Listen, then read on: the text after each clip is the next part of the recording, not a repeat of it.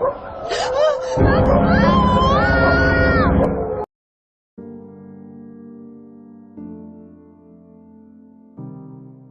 shocking new discovery by the FBI has turned the tragic case of Gene Hackman and his wife Betsy Arakawa's mysterious deaths upside down. What was once thought to be a simple accident now seems to be part of a much darker and more complex mystery. As the FBI continued their investigation, they uncovered terrifying new evidence that could completely change everything we thought we knew about the case. Each new revelation made the story more bizarre and chilling, leaving investigators and the public struggling to find answers.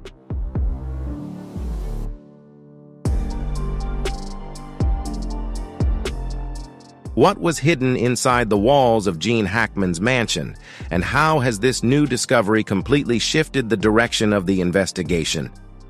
Keep watching as we unveil the terrifying truth behind this case, and don't forget to like, subscribe, and hit the notification bell to stay updated on the most shocking developments. You won't want to miss what's coming next.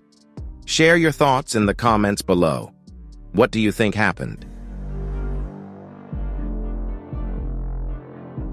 A shocking tragedy has rocked Hollywood as Oscar-winning actor Gene Hackman and his wife Betsy Arakawa were found dead in their $3.3 million mansion in Santa Fe. But what makes this case even more unsettling are the strange details at the crime scene. Scattered pills, doors left wide open for no apparent reason, and even a mysterious mummy. Initially, their deaths were thought to be a tragic accident, but as investigators dug deeper, the case began to take a darker and more suspicious turn. The FBI quickly became involved in the investigation after uncovering strange signs that couldn't be ignored. Was this truly just an unfortunate accident, or is there a much darker secret lurking behind it?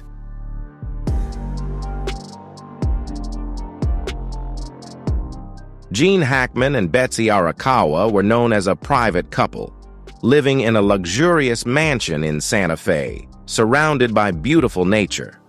But it is this very private lifestyle that has now become the focal point of suspicion.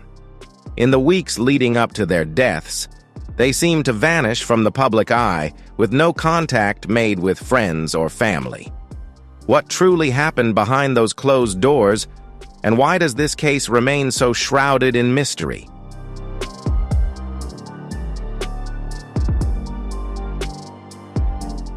The secrets of this mansion raise a series of chilling questions, and the answers could be horrifying. More than 2 weeks passed without anyone seeing or hearing from Gene Hackman and Betsy Arakawa, and their absence went unnoticed, partly because they lived in a secluded community where privacy was highly valued. Neighbors rarely interacted, and even maintenance workers admitted they seldom saw Hackman or his wife. But then, an unexpected event changed everything. One day, a maintenance worker noticed a door wide open, which was highly unusual in such a secluded community. Sensing something was wrong, he stepped inside and was stunned to discover a horrifying scene: the bodies of Gene Hackman, Betsy Arakawa, and one of their dogs. No one knew exactly when they had passed, but their prolonged absence left both investigators and the public perplexed. Could their isolation have been the reason their deaths went undetected for so long? And could their fate have been different if they had been found earlier?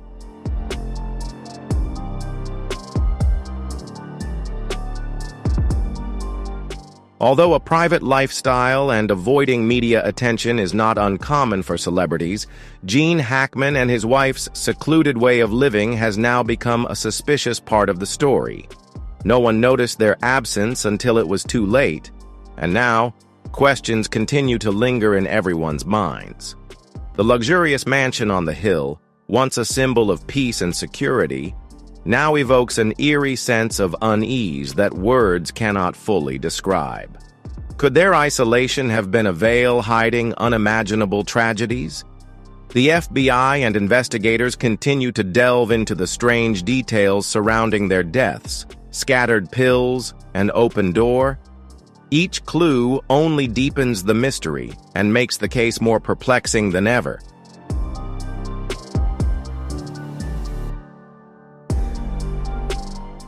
The eerie silence in the final days of Gene Hackman and his wife, Betsy Arakawa, continues to haunt not only the community, but also the investigators trying to uncover the truth. Initially, everything seemed like a simple tragedy, but the strange details that emerged inside the quiet Santa Fe mansion turned it into an unfathomable mystery. Every corner of the house seemed to conceal chilling clues, forcing the FBI and forensic experts to race against time to piece together the events leading to their mysterious deaths.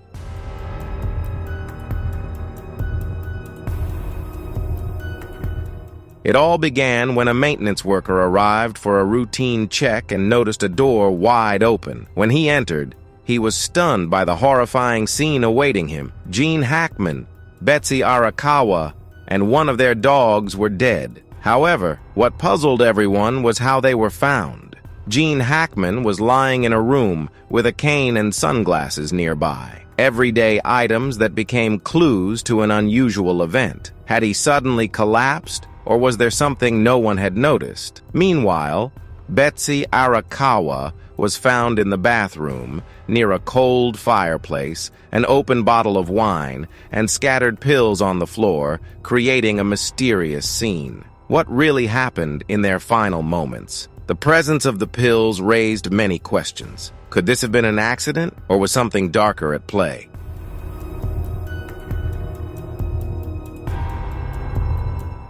These strange details became even more terrifying when investigators discovered a dead dog locked in a closet, while the couple's other pets roamed freely throughout the house. Why was the dog locked away? Did it witness something horrifying before being confined there? The questions continued to mount, but there were no clear answers. The mansion, once a symbol of peace and luxury, now exuded an eerie atmosphere, with open doors leading into empty, eerily silent rooms. There were no signs of a struggle, no traces of forced entry, and everything was too perfect, too clean, as if a mystery had been erased before anyone could uncover it.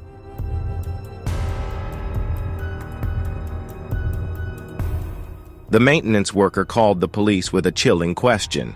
Are they still breathing? But when the investigative team arrived at the scene, they quickly realized that this was not just a simple death. The secrets hidden behind the doors of this luxurious mansion could be darker than anyone could imagine. The FBI stepped in, delving into every detail. Scattered pills, open doors, cold rooms with no signs of life. Is this a personal tragedy, or is there a sophisticated plot slowly being unraveled? Could someone have staged everything to turn their deaths into an unsolvable mystery?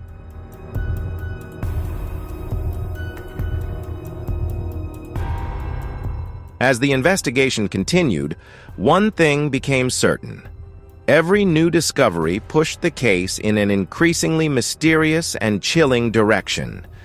Beneath the quiet exterior of the Santa Fe mansion, a cold mystery was slowly emerging.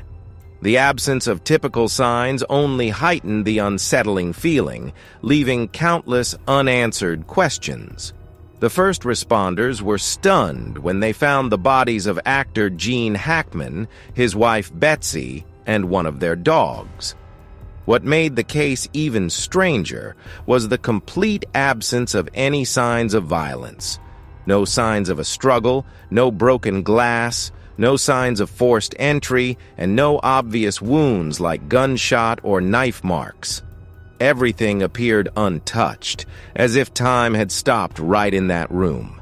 Investigators worked tirelessly, searching for any clue that could help shed light on the truth.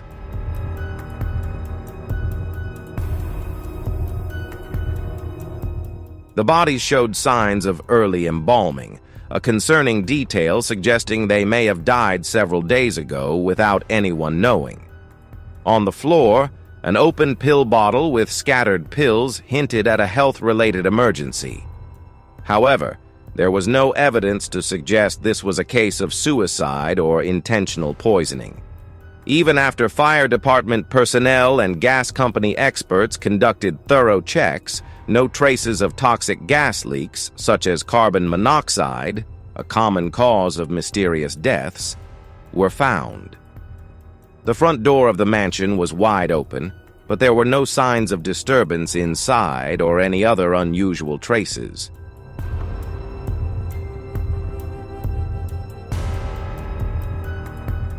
The eerie silence that envelops the entire mansion only raises more unanswered questions. A tragedy with no traces, a truth buried beneath the perfect facade of the crime scene. Police and those involved can't help but wonder what really happened. A sudden accident, a flawless conspiracy, or a mystery beyond our wildest imagination. As the final pieces of the puzzle remain unsolved, the case grows even more chilling, forcing those following the investigation to dig deeper into the layers of mystery behind this deadly silence.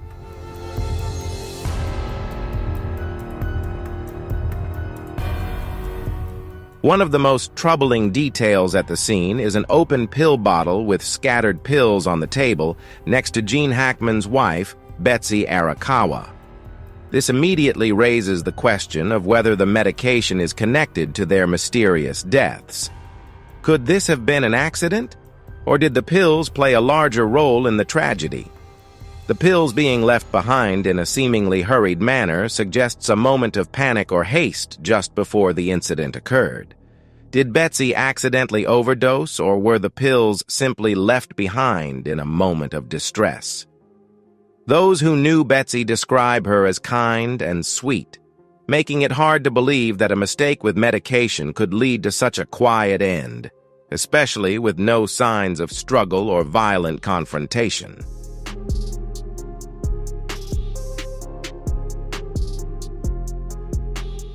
This has led investigators to focus on even the smallest details that could change the entire picture of the case. They are carefully examining each pill, comparing it with the label of the medications they typically use to determine whether it is the type of medication they usually take or if it contains any harmful ingredients.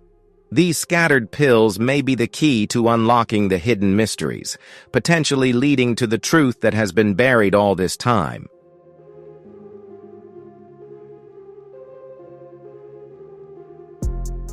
A bigger question began to emerge. Why did no one notice the disappearance of Gene Hackman and Betsy Arakawa sooner? Nearly 2 weeks passed without anyone seeing or hearing from them, despite the couple living in a gated community. This sudden disappearance led people to wonder how they could have slipped away from the lives of those around them without anyone noticing. Although neighbors described them as a friendly couple, no one raised suspicion when they were absent for several days. This raises the question of whether any signs were overlooked or if there were any unanswered calls or messages, and why didn't anyone check on them sooner? The prolonged silence surrounding the case only deepens the mystery.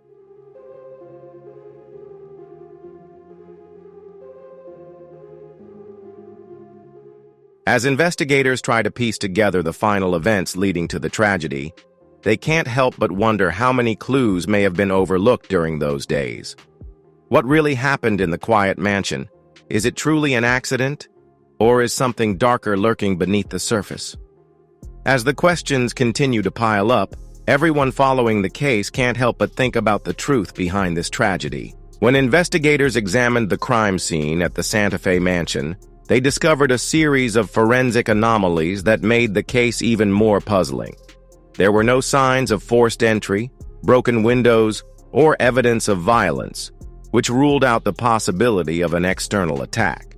However, the way the famous actor and his wife were found raised questions.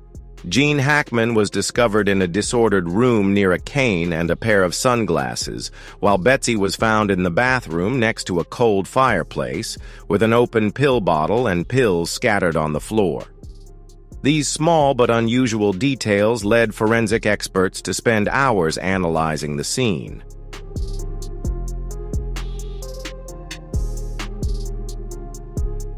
Environmental tests failed to detect any traces of toxic gases or carbon monoxide, ruling out the possibility of gas poisoning. Additionally, some experts lean toward the possibility of an accident or underlying health issues, while others believe there may be clues that have been overlooked. The involvement of the FBI in the investigation underscores the seriousness of the case, as they are determined to uncover every detail to understand exactly what happened.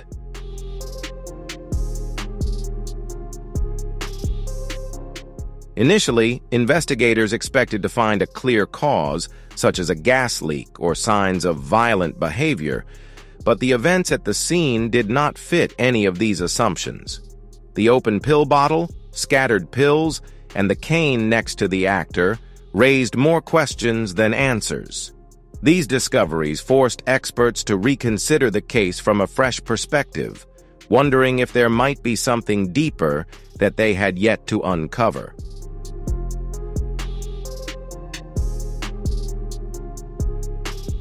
Local police and the FBI are working together to investigate different leads, moving beyond the initial assumptions. Neighbors described the couple as friendly but private, and now their isolation has become an even more perplexing factor in the case. The investigation is taking a new direction, with conventional explanations no longer fitting. Every piece of evidence is being carefully examined, and each small clue could be the key to unlocking the hidden truth behind this mysterious case.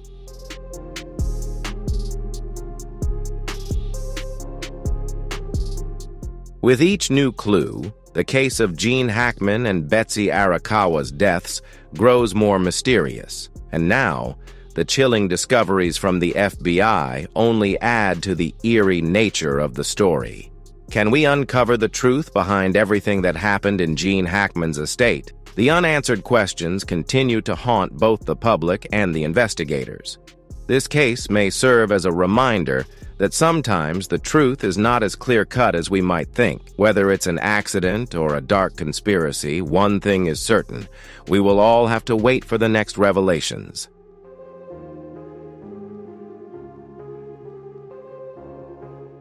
Thank you all for watching.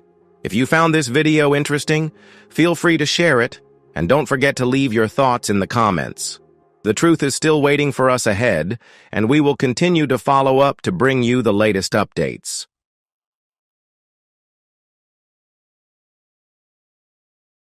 The FBI made a jaw-dropping discovery beneath the lavish $4 million estate of Hollywood icon Gene Hackman, a concealed tunnel leading to a web of eerie secrets.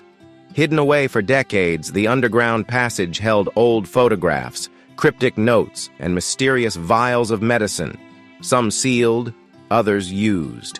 Investigators found dust-covered phones with unread messages, a crumpled planner filled with coded entries, and classified records hinting at secret meetings. As forensic experts analyze the findings, speculation runs wild. Was Hackman entangled in a hidden conspiracy, or does this buried mystery point to something far more sinister? See you in the next one.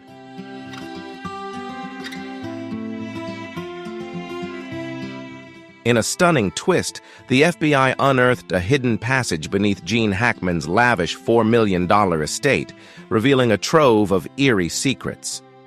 Inside the concealed tunnel, investigators discovered aged photographs, cryptic notes, and mysterious vials, some sealed, others partially used. Dust-covered phones with unread messages and a planner filled with coded entries hinted at long-buried secrets. As forensic experts analyze the findings, speculation runs rampant. Was Hackman entangled in a covert operation, or does this discovery point to something far more sinister? See you in the next one.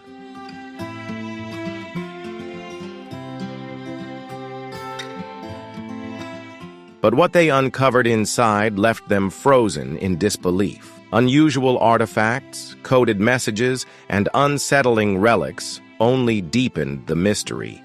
Each clue led to more questions, shrouding the truth in even greater secrecy. What hidden past lurks beneath Hackman's mansion?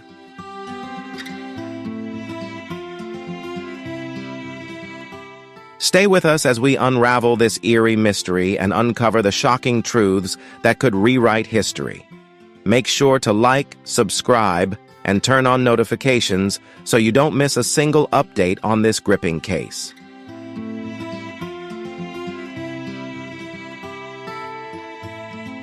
At 11:00 a.m., shocking new developments emerged in the mysterious death of legendary actor Gene Hackman.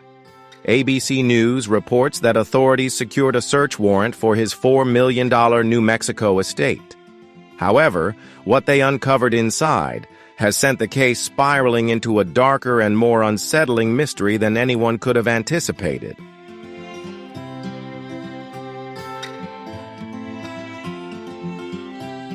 When FBI agents stepped into Gene Hackman's lavish mansion, an eerie sense of unease filled the air.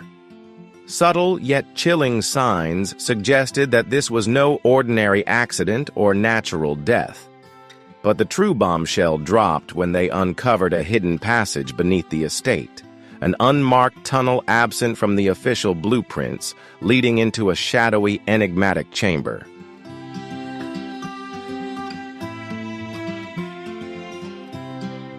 If this story captivates you and you love diving into unsolved mysteries, be sure to like and subscribe so you never miss an update on this case. Share this video with friends and family to unravel the chilling secrets beneath Gene Hackman's mansion together. Have a theory about what's really going on? Drop your thoughts in the comments. We'll keep digging and bringing you the latest developments as the truth unfolds.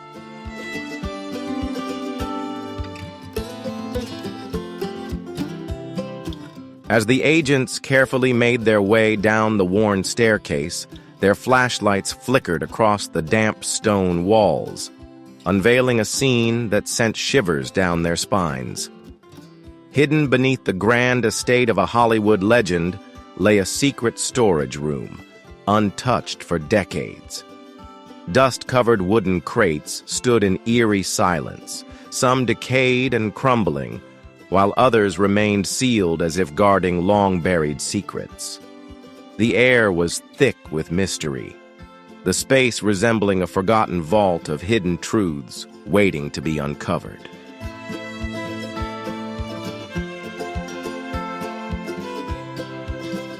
As an agent pried open the lid of one crate, the room fell into an eerie silence. Inside, a collection of aged, yellowed photographs revealed shadowy figures, faces from an unknown past, their expressions frozen in time. Some images captured clandestine meetings, obscure locations, and individuals whose identities remained a mystery. Alongside them, a set of worn, leather-bound files contained brittle pages covered in frantic, hastily scrawled notes, documenting events so startling that no one could have foreseen their existence.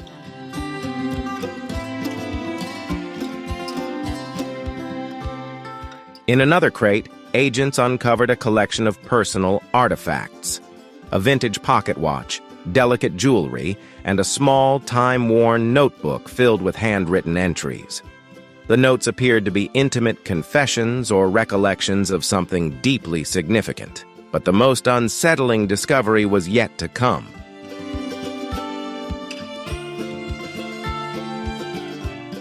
As the flashlight beam swept across the tunnel's depths, an old iron door emerged from the shadows. Rusted with age and sealed with a heavy, corroded lock, it had no visible handle, only silence pressing against its surface. What lay beyond it? Could it hold the key to Gene Hackman and his wife's mysterious deaths, or was it guarding something even more sinister? The FBI remains tight-lipped about their findings, fueling wild speculation. Some whisper that the tunnel connects to a hidden underground network, while others believe it conceals evidence of a long-buried conspiracy. One thing is certain.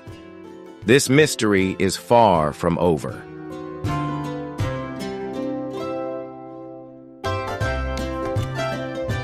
Inside an aged wooden crate, agents unearthed an unsettling assortment of tools.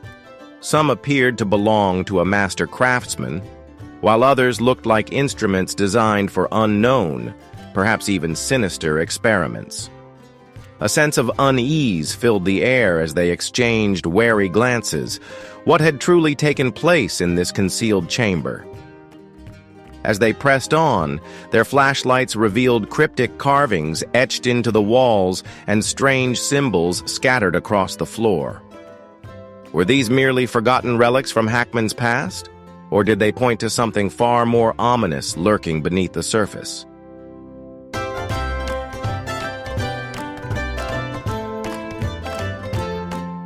Every discovery deepened the mystery, sparking wild speculation about the secrets Gene Hackman may have taken to his grave.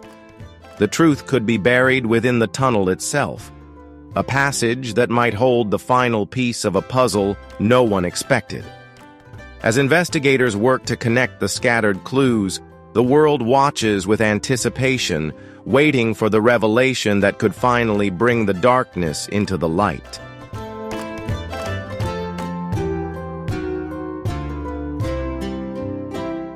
Gene Hackman's estate has long captivated attention, not just for its multi-million-dollar value, but for the aura of secrecy that surrounds it. Nestled in a remote location, guarded by towering walls and an imposing gate, the mansion exudes an air of exclusivity, where luxury and mystery intertwine. Every detail, from its pristine gardens to its opulent interiors, speaks of grandeur. Yet, beneath its polished surface lies a chilling secret, a hidden tunnel buried deep underground.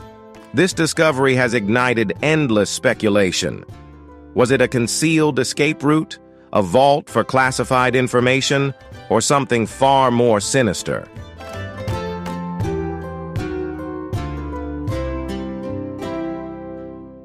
The discovery of the tunnel doesn't just cast doubt on the mansion.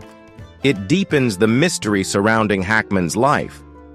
What's even more unsettling is the estate's precise design and heightened security, almost as if it was built to hide something significant.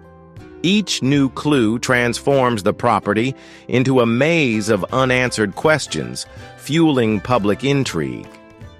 But the real shock came when the FBI stumbled upon the tunnel while investigating Hackman's suspicious death. How had such a hidden passage remained undiscovered for so many years? And more importantly, what was its true purpose?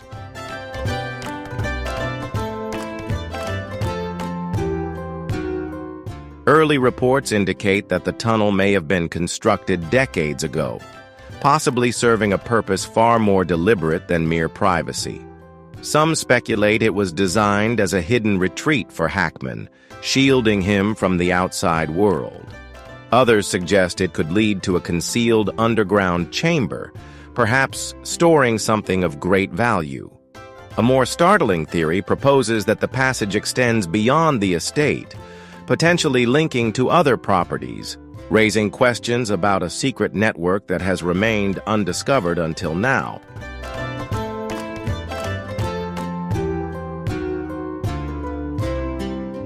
As investigators delved further, they uncovered a string of puzzling artifacts, aged documents, unidentified gadgets, and most intriguingly, cryptic symbols carved into the walls. One agent speculated that these markings could be part of an unknown code system, adding another layer of mystery to the case. This discovery led to unsettling questions. Was Hackman safeguarding evidence of a secret operation, or had he been drawn into an obsession with creating a hidden underground sanctuary?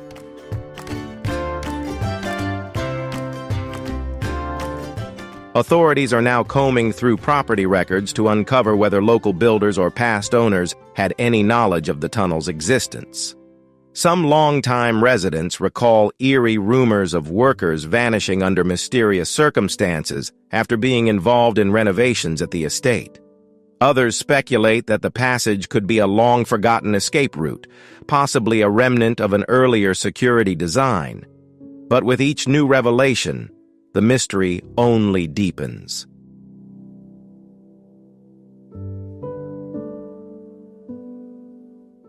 As curiosity surrounding the tunnel intensifies, speculation runs rampant. Some claim it concealed a hidden fortune, while others suspect it was used for covert activities. But is this passage merely a forgotten relic, or does it hold the key to a far greater mystery? The discovery has set off an investigation unlike anything seen before, with authorities racing to uncover the truth.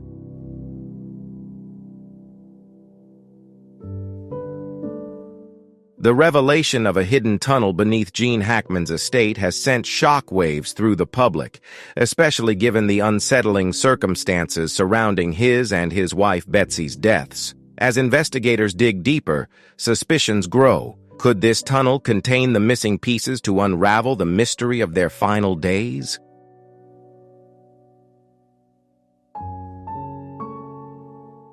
The mysterious circumstances of Hackman's death and the eerie signs surrounding it make the tunnel's existence even more suspicious.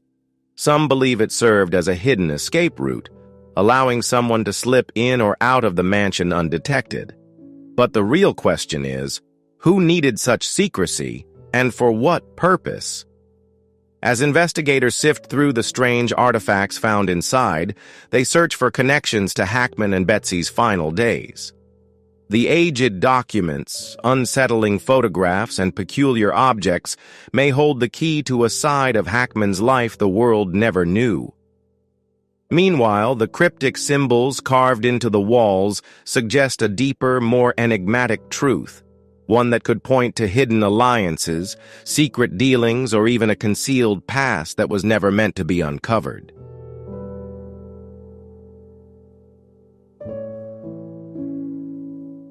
As neighbors and longtime acquaintances come forward, their recollections add more intrigue to the case.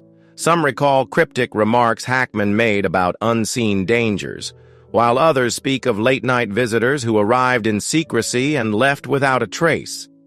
Whispers of hidden dealings and unspoken fears now cast a new shadow over the mansion's past. With each new revelation, the link between the tunnel and the mysterious deaths of Hackman and his wife grows more puzzling. Every piece of evidence uncovered has the potential to unlock the truth, or push the mystery even deeper into the unknown.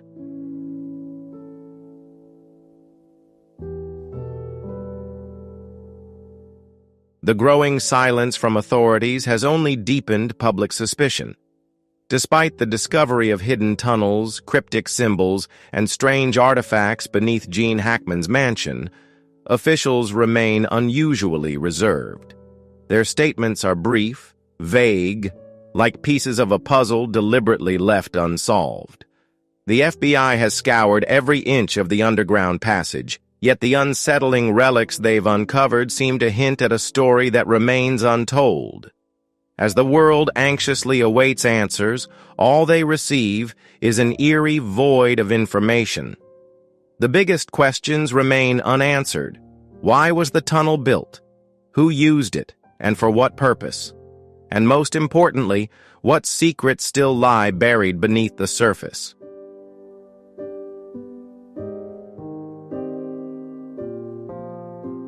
In a stunning turn of events, the FBI uncovered a hidden tunnel beneath Gene Hackman's mansion, and what they found inside left them in stunned silence.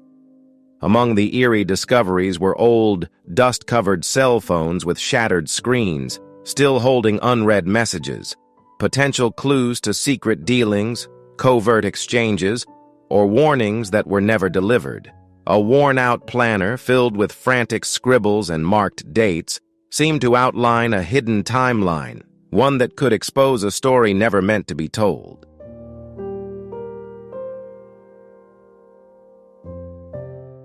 Agents also uncovered cryptic records of encounters with unidentified individuals, references to locations that appeared nowhere on official maps, and a collection of mysterious vials, evidence that hinted at a secret medical treatment, an experimental drug, or perhaps something even more sinister. Some vials remained sealed, while others showed signs of use, yet their purpose and the identities of those involved remained unknown. Every discovery felt like a fragment of a larger concealed narrative, one that someone had gone to great lengths to bury in the shadows.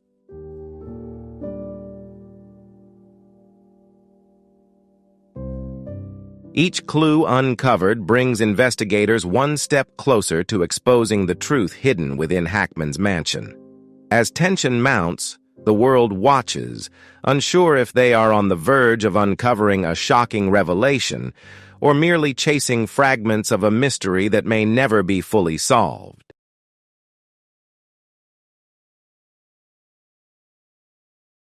In an incident that shocked Hollywood, the FBI raided Gene Hackman's mansion, and what they discovered left everyone in disbelief.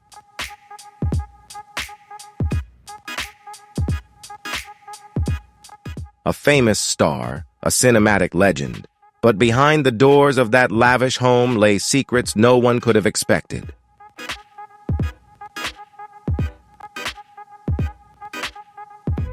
If you're curious and want to know the surprising details the FBI uncovered in Gene Hackman's mansion, don't forget to like, subscribe, and turn on notifications so you won't miss the exciting videos coming up. Share this video with your friends to explore these shocking secrets together. Let's dive into the story and uncover everything right now.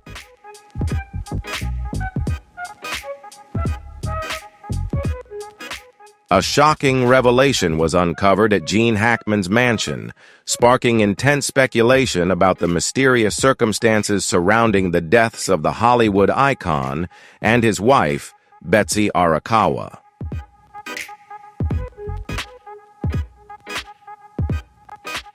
Their bodies were discovered inside their sprawling estate in Santa Fe, New Mexico, leaving authorities and the public in a state of utter confusion.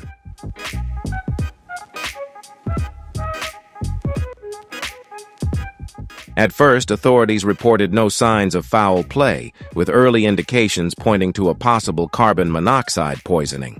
However, the investigation took a dramatic shift as new questions began to emerge, leading to further scrutiny.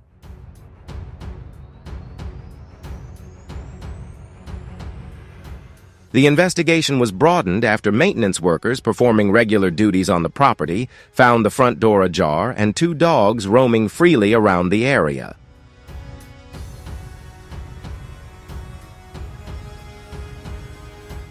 What left everyone even more perplexed was the discovery of a dead dog inside a cage on the property.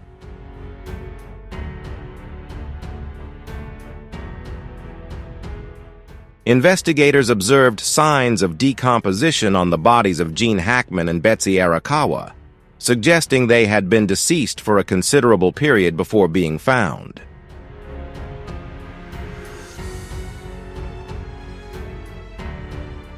Betsy Arakawa was discovered in the bathroom near a table, with pills scattered around and an open bottle of medication nearby. This led investigators to consider the possibility of an overdose, a medical emergency, or something more sinister.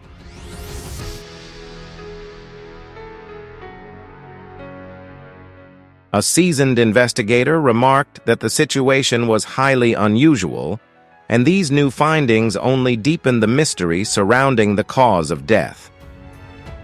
I've dealt with thousands of death cases throughout my career, but this one is truly baffling, the investigator said regarding the deaths of Gene Hackman and his wife, Betsy Arakawa.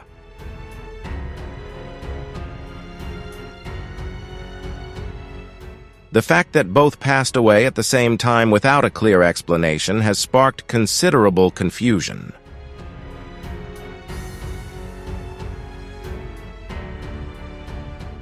Upon arriving at the scene, federal investigators were taken aback by the state of the victims' bodies.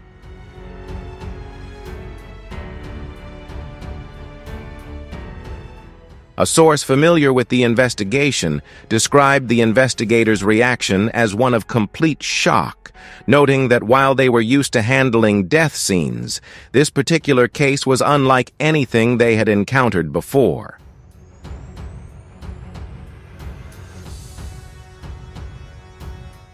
The extent of decomposition gave the eerie impression that time had frozen within the house. Some officials questioned how such a well-known actor and his wife could have gone unnoticed for so long while their bodies were in the midst of decaying.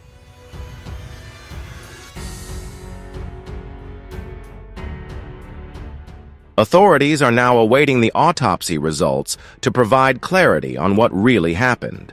They are exploring all possibilities, from natural causes and accidents to potential criminal explanations.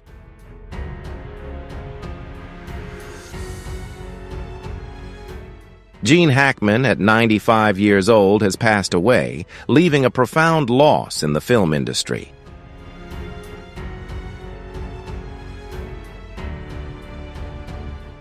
He was one of Hollywood's greatest actors, having won an Oscar for his roles in Unforgiven and The French Connection.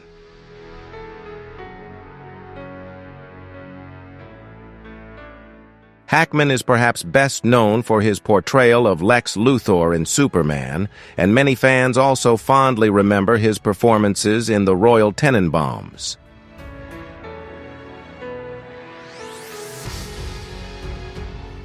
Film experts have lauded his versatility in effortlessly transitioning between genres, from action and drama to comedy, as showcased in Get Shorty.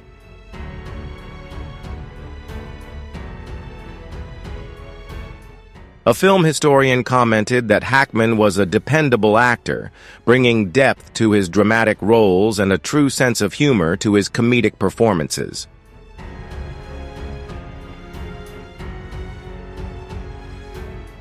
After retiring in 2009 due to health reasons, Hackman made very few public appearances.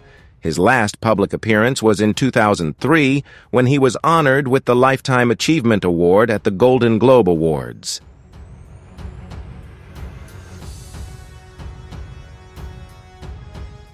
He was last seen with his wife at a restaurant in New Mexico in 2023, where he appeared frail, walking with a cane and holding his wife's hand for support.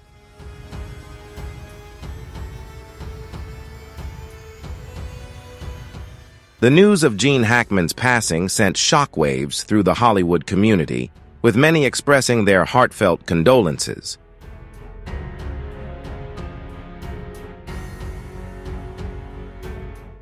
Gwyneth Paltrow, who collaborated with Gene Hackman on The Royal Tenenbaums, shared an emotional tribute on social media.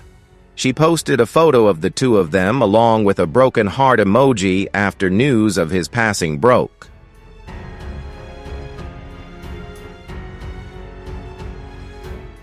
After the bodies of Gene Hackman and his wife, Betsy Arakawa, were found, the New Mexico Gas Company was called to investigate the potential for a gas leak, with the initial theory suggesting carbon monoxide.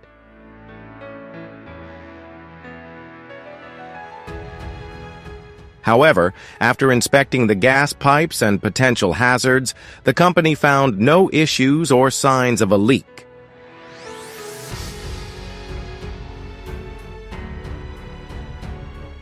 The investigation is ongoing, with authorities continuing to collect evidence and await the results of the autopsies and toxicology tests.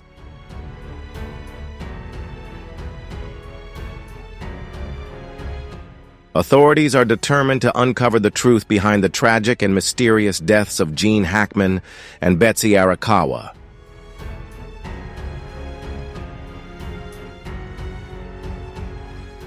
They are continuing to investigate what truly happened in their final days and whether any unusual details surrounding their deaths might uncover a deeper mystery.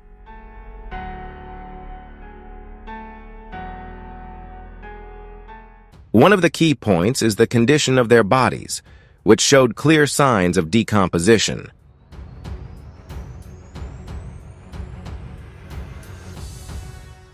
This has raised numerous questions about the timing of their deaths and the exact cause of death.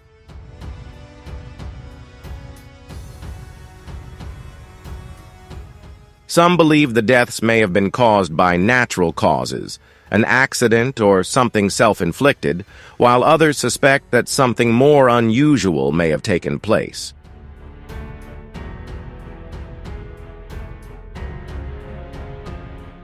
When investigators arrived at the scene, they found the front door of the house wide open.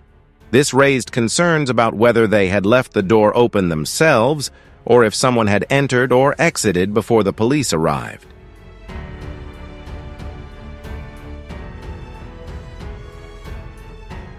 These questions remain unanswered, deepening the mystery. Gene Hackman was found in a small room near the back door, seemingly having fallen, with his cane and sunglasses lying nearby.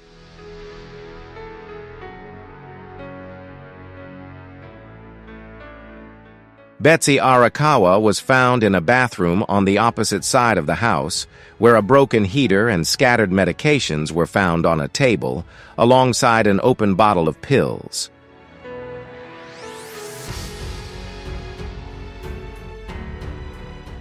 Three pets were found in the house, two of which were still alive, while the third had died inside a cardboard box.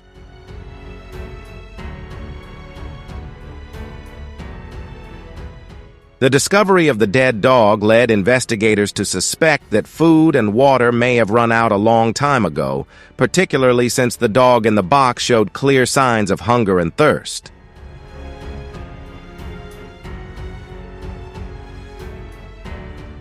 This supports the theory that the couple may have passed away several days, or possibly even weeks, before they were discovered.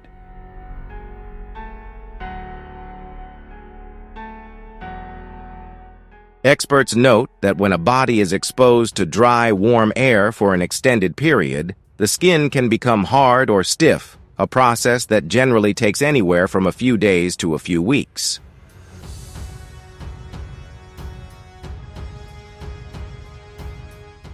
The condition of the house at the time remains unclear, but the presence of a heater near where Arakawa's body was found suggests that the air in the house may have been drier, possibly speeding up the decomposition process.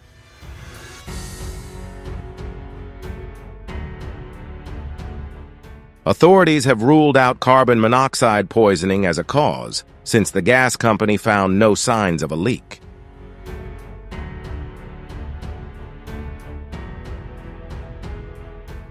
A post-mortem examination revealed no signs of trauma or evidence of foul play. However, investigators are keeping all possibilities open, including the theory of a double suicide.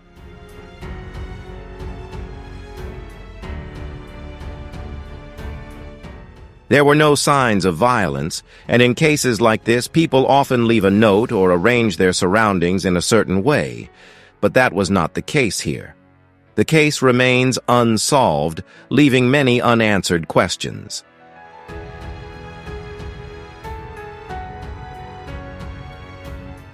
Another theory is that the couple may have chosen to end their lives together, possibly due to health complications.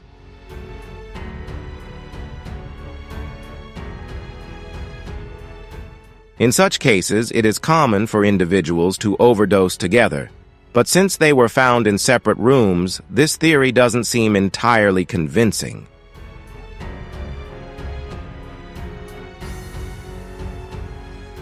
Another possibility is that one of them may have died first, possibly due to a fall, illness, or overdose, and the surviving spouse, unable to bear the loss, followed suit.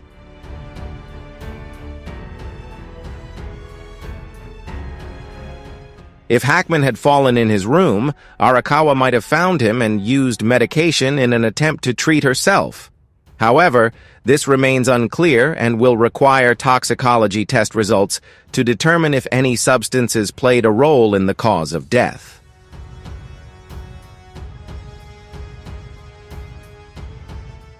Additionally, some investigators are considering environmental factors, such as the possibility of severe dehydration or exposure to harmful elements.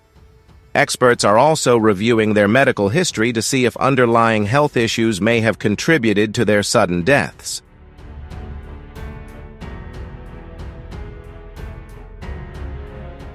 With no clear answers, investigators are sifting through potential clues, including analyzing samples from their bodies.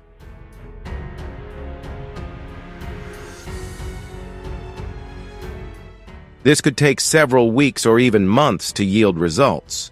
Authorities are also analyzing phone records, emails, and medical history to identify any unusual activity in the days preceding their deaths.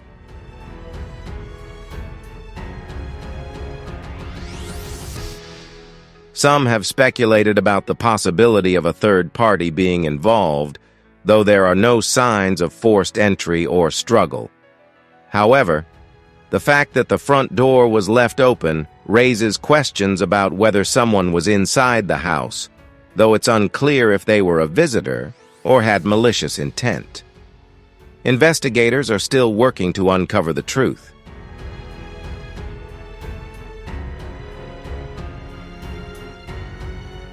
The cause of death for Gene Hackman and Betsy Arakawa remains uncertain. Whether it was a tragic event, an accident, a deliberate choice, or something else entirely is still an open question. Until medical tests provide more clarity, speculation will continue. With so many unanswered questions, their deaths remain a mystery.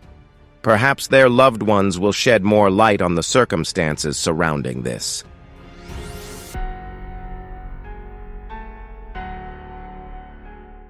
Gene Hackman's daughter, Elizabeth Gene Hackman, told TMZ that she believes carbon monoxide poisoning could have caused her father and Betsy's deaths. She noted that despite being 95, her father was in good health and had no known medical issues before his passing. She speculated that a gas leak or carbon monoxide exposure might have played a role. She also emphasized that even at his age, her father stayed active with regular Pilates and yoga sessions multiple times a week to maintain his health.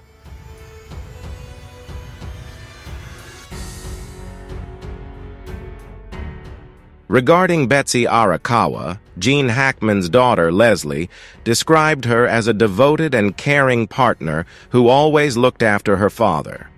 She noted that Betsy was incredibly attentive to his well-being and constantly ensured he was in good health. Leslie also shared that her father deeply loved Betsy and that their marriage was filled with happiness. She expressed immense gratitude for Betsy's presence in his life and profound sorrow over her passing.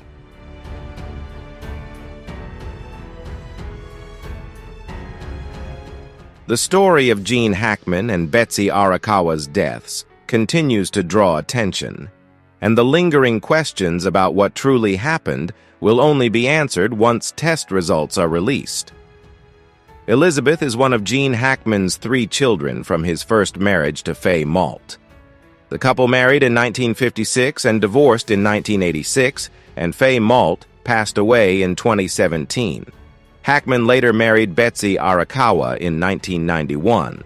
After retiring from Hollywood, he led a largely private life and rarely made public appearances, with one of his few sightings being at a comedy show in the same city.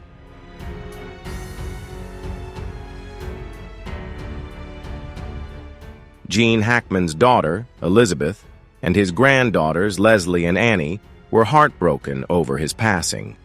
In a statement, they said, "With heavy hearts, we share the sorrowful news of the passing of our father, Gene Hackman, and his wife, Betsy. To millions, he was a legendary actor, but to us, he was simply a beloved father and grandfather. This loss leaves a void that words cannot express, and we are deeply devastated."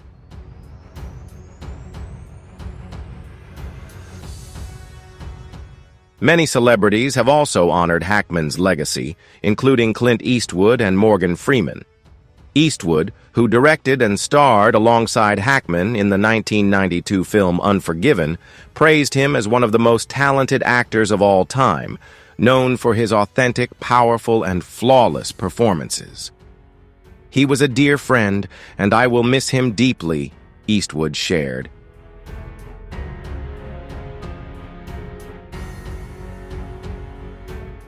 The passing of Gene Hackman is still a shock to many, but his impact on the film industry will last. Starting from humble beginnings, Hackman rose to become one of Hollywood's greatest actors, leaving a legacy that will be remembered for generations.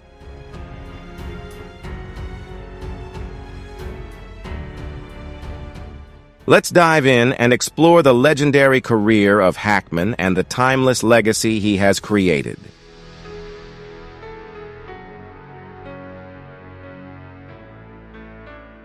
Hackman started his acting career in California at the prestigious Pasadena Playhouse, although not everyone believed in his potential. Some colleagues and industry insiders even thought he had no chance of making it. However, Hackman didn't give up. He kept pursuing his passion and proved his true talent at Pasadena. During this time, he formed a lasting friendship with Dustin Hoffman, one of Hollywood's biggest stars.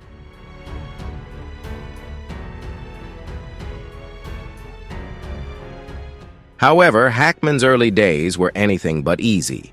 Despite attending countless auditions, he was often rejected for his appearance and acting abilities. But he didn't give up. With persistence, Hackman continued to seek opportunities, performing in theater plays and taking on small roles in television shows and films.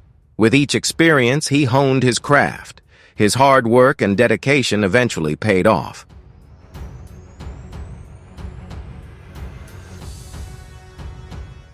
Hackman's first film role was in Lilith, but it was Bonnie and Clyde that really launched him into stardom. Portraying Clyde Barrow, he gave a powerful, nuanced, and natural performance that earned him an Academy Award nomination for Best Supporting Actor. His role in Bonnie and Clyde not only made him famous, but also cemented his status as one of Hollywood's biggest stars.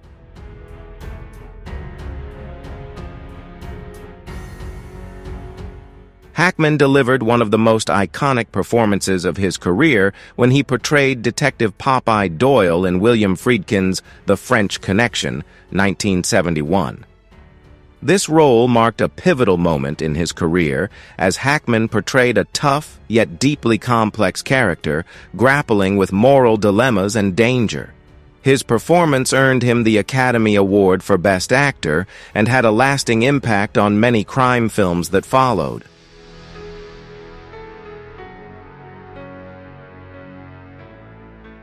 After The French Connection, Hackman continued to take on prominent roles in his career.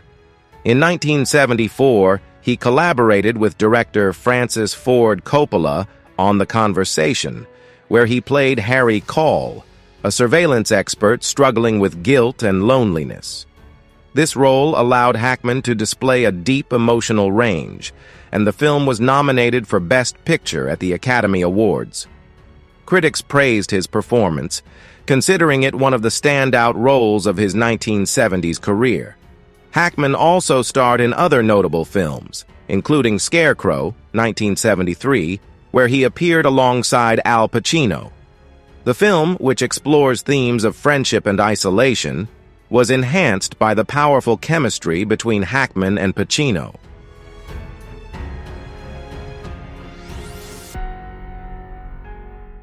In 1978, Hackman took on a standout and challenging role as Lex Luthor in Superman, where he faced off against Christopher Reeve. Rather than playing a typical villain, Hackman cleverly crafted a Luthor who was both humorous and memorable, offering a fresh take on the classic villainous archetype. This role highlighted Hackman's versatility as an actor, proving that he wasn't just successful in dramatic roles, but could also deliver playful performances that left a lasting impression on audiences. Hackman's portrayal of Luthor became iconic, cementing his place in the legacy of the Superman films.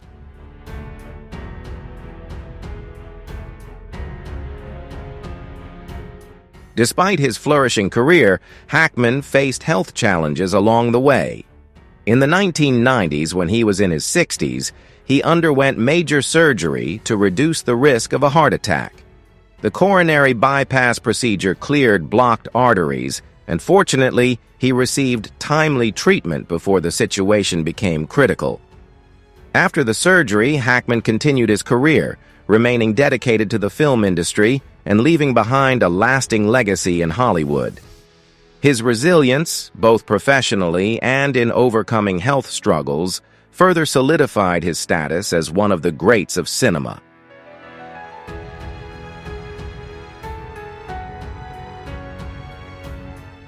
In a 2004 interview with Larry King, when asked about his fears regarding the procedure, Hackman calmly replied, "I wasn't really scared. I knew it was serious, which might be why I wasn't too worried." The procedure went smoothly, and he was discharged the same day. Hackman also shared that his health was more of a concern to him than death, and that at that time, the most important thing to him was taking care of his family.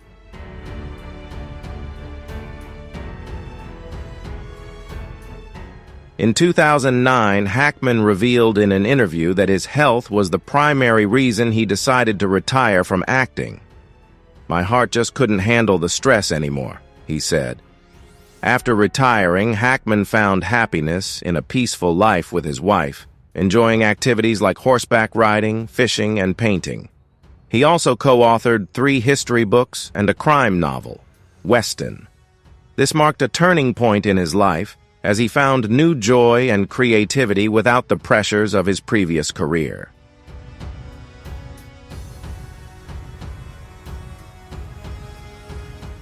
Do you believe the passing of Gene Hackman and his wife, Betsy Arakawa, was due to natural causes? Share your thoughts in the comments below. Thank you for watching. We hope you found this video interesting. Don't forget to like and subscribe to our channel so you don't miss any future videos. We'll see you in the next one, where we'll continue sharing fascinating stories about famous stars. In a shocking turn of events, the FBI uncovered a hidden secret beneath the luxurious mansion of film legend Gene Hackman. What was initially thought to be a routine investigation suddenly took a terrifying turn when agents discovered a mysterious tunnel beneath the estate. But what they found inside left them pale with shock. Secrets, strange objects, and cryptic clues raised more questions than answers. What really lies beneath Hackman's mansion? Join us as we dive into this chilling case and the shocking discoveries that could change everything. Don't forget to like, subscribe, and hit the bell for more updates on this case. At 11 a.m., the world was shaken by the latest developments in the mysterious death of legendary actor Gene Hackman. According to the latest news from ABC News, authorities have obtained a search warrant for his $4 million mansion in New Mexico. However, what they discovered inside has taken the case in a more chilling and unpredictable direction than ever before. When FBI agents entered Gene Hackman's luxurious mansion, they quickly realized something was amiss. The vague traces within the house seemed to be more than just signs of an accident or a natural death, but the real shock came when they discovered a secret passage hidden deep beneath the estate. A tunnel that wasn't in the house's blueprints, leading down to a dark, mysterious space. If you find this story fascinating and want to explore more unsolved mysteries, don't forget to hit the like and subscribe button so you won't miss any updates on this case. Share the video with your friends and family to discuss the chilling discoveries beneath Gene Hackman's mansion. If you have any theories about the hidden secrets behind this case, leave your thoughts in the comments below. We will continue to follow and provide the latest developments, helping you uncover the truth behind this story. As the agents descended the old staircase, the beam of their flashlights swept across the cold stone walls, revealing a sight that left everyone stunned. No one could have imagined that beneath the lavish mansion of a Hollywood legend, there was a storage room filled with mysterious items, seemingly forgotten for many years. Old wooden crates, covered in dust, were stacked on top of each other, creating a haunting space like something out of a horror movie. Some crates had rotted over time, while others remained intact as if never opened for decades. When an agent opened the lid of one crate, what they discovered left the entire room in absolute silence. Inside were old, yellowed photographs depicting mysterious people, unfamiliar faces seemingly from a different era. Some of the photos showed secret meetings, strange locations, and individuals whose identities remained unknown. Accompanying the photos were old files bound with leather straps, the papers darkened with age and filled with hastily scribbled notes, seemingly documenting events no one could have imagined. In another crate, the agents discovered a series of personal items, including a vintage pocket watch, some jewelry, and a small notebook with handwritten notes. The contents of the notebook appeared to be confessions or memories of something important. But that wasn't all. As the light passed through a dark corner of the tunnel, an old iron door appeared. There was no handle, only a heavy, rusted lock, worn by time. Was someone or something hidden behind this door? Could it be related to the mysterious deaths of Gene Hackman and his wife? Or is there an even darker secret that authorities don't want to reveal? The FBI agents have remained silent about what they truly found, but rumors are spreading. Some believe the tunnel may lead to an undiscovered underground network, while others suspect it could contain evidence of a conspiracy hidden for decades. Whatever the truth is, one thing is certain. This case is just beginning. In an old wooden crate, the agents discovered a strange set of tools. Some of the items appeared to belong to a skilled craftsman, while others resembled devices used for mysterious experiments. Skeptical glances were exchanged. What really happened in this hidden space? As they continued to dig deeper, they uncovered strange markings carved into the walls and mysterious symbols spread across the floor. This scene raised a series of questions. Are these just remnants of Hackman's past? Or do they hint at something darker and more dangerous? Each item they found fueled wilder theories about the secrets Hackman might have been hiding. The answer could lie within the tunnel itself, a mysterious passageway that might hold the key to a secret everyone is eager to uncover. As investigators carefully piece together scattered clues, the public eagerly awaits every new development, hoping to uncover the truth that still lurks in the shadows. Gene Hackman's estate has long been famous not only for its multi-million-dollar value, but also for its mysterious atmosphere. Located in a secluded area, surrounded by towering walls and a massive gate, the mansion stands like an impenetrable fortress where wealth and secrets intertwine. Every detail in the estate, from the meticulously manicured gardens to the luxurious rooms, adds to its impressive aura. However, behind its grand exterior lies a shocking discovery, a secret tunnel beneath the ground. This hidden passage has sparked countless speculations. Could it have been an escape route during a crisis, or was it built to conceal highly classified documents and valuable items? The tunnel not only raises questions about the mansion itself, but also about Hackman's mysterious life.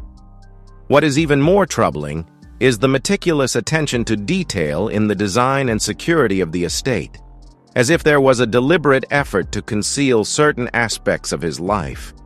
With each new clue, the mansion becomes a labyrinth of secrets, sparking public curiosity and keeping people guessing. The case became even more shocking when the FBI uncovered the tunnel during their investigation into Hackman's suspicious death.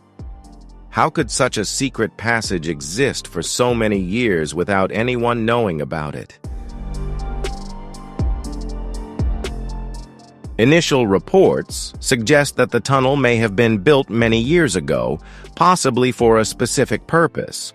Some speculate that it could have been a secret passage to help Hackman protect his privacy, while bolder theories suggest it leads to a hidden underground safe room. Others even believe the tunnel might connect to neighboring houses, opening up the possibility of an undiscovered secret network. As investigators continued to dig deeper, they began encountering a series of strange clues: old documents, unidentified devices, and notably, mysterious symbols etched into the walls. One agent described them as belonging to an unsolved code system. This raised unsettling questions. Was Hackman hiding evidence of an undisclosed project, or was he simply obsessed with the idea of having a hidden refuge underground? Investigators are also reviewing property records to determine whether local contractors or previous owners were aware of the tunnel's existence. Some nearby residents recall strange stories about workers mysteriously disappearing after working at the mansion. Others believe it could simply be an old escape route, part of a safety design from earlier times. As public attention grows towards the tunnel, rumors spread at lightning speed. Some believe it's where Hackman hid a secret treasure, while others suspect underground dealings may have taken place. But is this tunnel simply a relic of the past?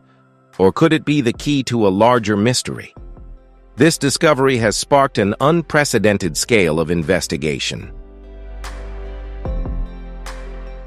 The discovery of the tunnel beneath Gene Hackman's mansion has been shocking, especially when combined with the strange circumstances surrounding the deaths of the actor and his wife, Betsy.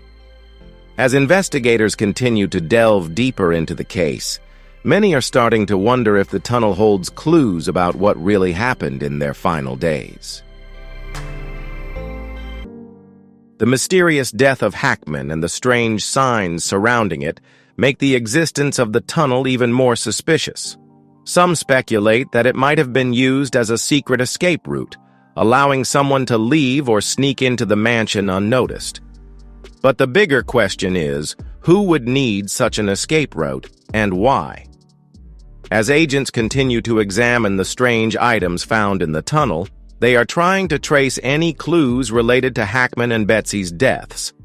The old documents, photographs, and bizarre objects could hold the key to revealing a hidden life that Hackman never shared with the public.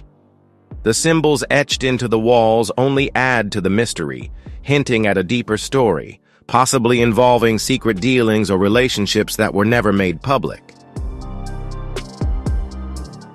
Neighbors and old friends of Hackman began to share their memories, each revealing new details.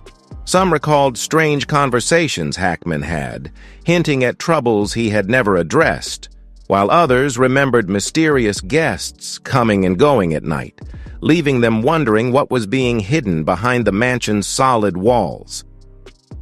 As the investigation continues, the connection between the tunnel and the suspicious deaths of Hackman and his wife remains an unanswered question. Every new clue could either bring the truth closer or deepen the mystery further. The increasing silence from the authorities has only fueled public suspicion. The secret tunnels, strange markings, and baffling artifacts discovered beneath Gene Hackman's mansion should have led to convincing answers, but officials remain mysteriously tight-lipped. Every statement from the authorities is brief and vague, like missing pieces in an incomplete puzzle. The FBI has searched every corner of the underground tunnel system, and the items found beneath the mansion seem to tell an untold story. Yet as the public waits for an explanation, all they receive is an enduring silence. Key questions still hang in the air. What was the tunnel built for? Who entered and exited it? What secrets are being hidden beneath the ground? In a shocking twist, the FBI discovered a secret tunnel beneath Gene Hackman's mansion, and what they found inside left them speechless in amazement. Agents uncovered old, dusty cell phones with cracked screens, filled with unread messages, fragments that could reveal secret conversations, hidden transactions, or unsent warnings. A crumpled calendar filled with chaotic notes and important dates appeared to be a timeline of an untold story. Additionally, agents found strange encounters with unknown names, locations that didn't exist on any map, and mysterious vials, evidence that raised suspicions about a secret treatment, an experimental drug, or even a dark conspiracy. Some vials were still sealed, while others had been used, but no one knew what they were related to or who had used them. Each item seemed to be a piece of a larger puzzle, a story someone had tried to keep hidden. Every small clue could open the door to the truth, and each new discovery is bringing them closer to unraveling the mystery within Hackman's mansion. Everyone is holding their breath, unsure whether a horrifying secret will be revealed, or if these are just fragmented pieces of a story that will never be solved. As the investigation continues, every new clue only deepens the mysterious veil surrounding Gene Hackman and his mansion. Strange discoveries in the basement, mysterious items, and unexplained signs have left both the public and investigators bewildered. What secrets are being hidden behind those walls? Unanswered questions continue to haunt, and this story is just beginning. Stay tuned for the latest updates, as the truth behind this case could completely change the way we view Gene Hackman and his past. Thank you for following along, and don't forget to leave your thoughts in the comments. At that time, he was in such a mood, saying that he no longer wanted to paint violent paintings. He felt tired of them, having been involved in so many of them. He said, "I'm 94 years old." Clint Eastwood finally spoke up, tearing down the veil of secrecy that had shrouded Gene Hackman for over half a century. The friend, the rival, and the most haunting ghost in his life. Every word Clint spoke cut through memories like a blunt knife, dragging out broken phone calls, unspoken words, almost like backstage punches exchanged after Unforgiven. And because of some secrets about Gene Hackman, if they weren't told, Clint would take them to the grave. What is that truth? If you want to know, leave a comment with the number 1.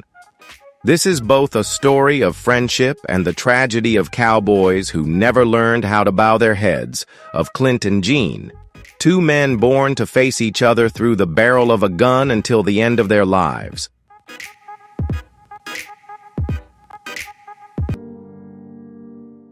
Clint Eastwood sat silently, lost in thought by the living room window, his weathered hand gently resting on the worn wooden armrest. The sunset cast long shadows through the glass, washing a pale hue over the old photographs on the wall. At 94, each passing day felt like a fragile sheet of paper, ready to be torn apart by the winds of memory. But today, the wind carried not the scent of gunpowder from the Wild West or the rustle of a new script.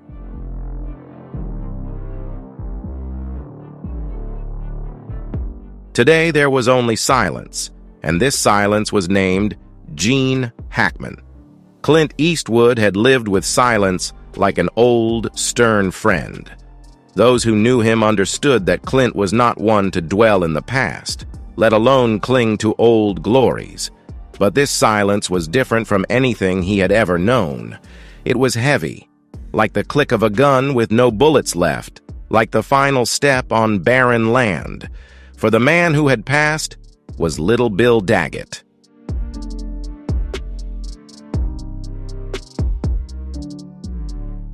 Clint and Gene were not the type of friends who called each other every day or met up on weekends. They were the kind of friends from an old generation, men who communicated through glances, nods, and brief exchanges between scenes. Unforgiven was not just an Oscar-winning film, it was a thread that bound the two Western souls together. Throughout Hollywood history, countless pairs of colleagues have turned into enemies, but Clint and Gene never allowed awards or stage lights to overshadow the respect they had for each other.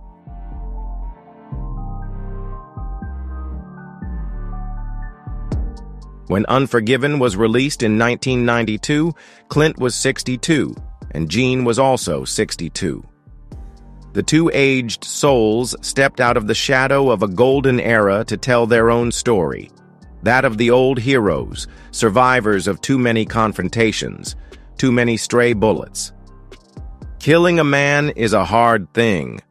William Money's line rang out like a death knell, haunting those who had worn the cowboy hat in real life.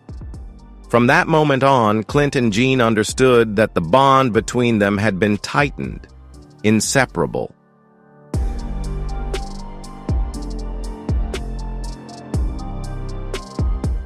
But time shows no mercy to anyone. In the following years, Clint continued his relentless work in filmmaking, while Gene disappeared without a formal farewell, no retirement party, no emotional speech. Gene Hackman, the tireless cop Popeye Doyle, the man who once shook America to its core, suddenly vanished from Hollywood's radar as if he had never existed. Clint called a few times, then stopped. He understood that sometimes old cowboys choose to quietly fade into the darkness, like the final bullet falling to the floor.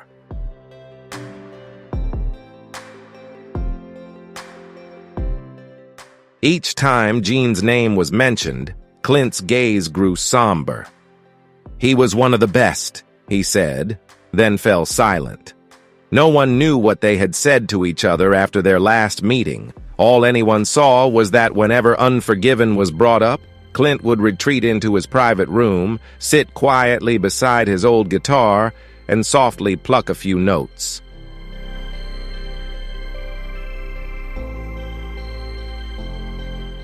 Once, when asked if he kept in touch with Gene, Clint simply smiled and replied, "We had our time."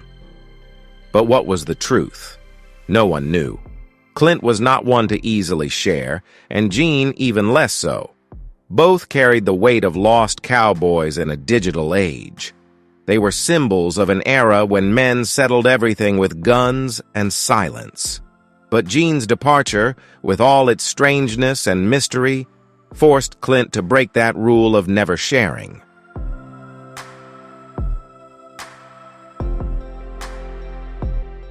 In 2015, a handwritten letter with no return address, only 3 faint, swaying letters in the top left corner, GH, appeared in the old wooden mailbox at Clint Eastwood's home in Carmel. The letter was found by Dina, his ex-wife, who still occasionally visited to look after the house when Clint was away. She placed it on his desk, beside a pile of dusty scripts, then quietly left without saying a word.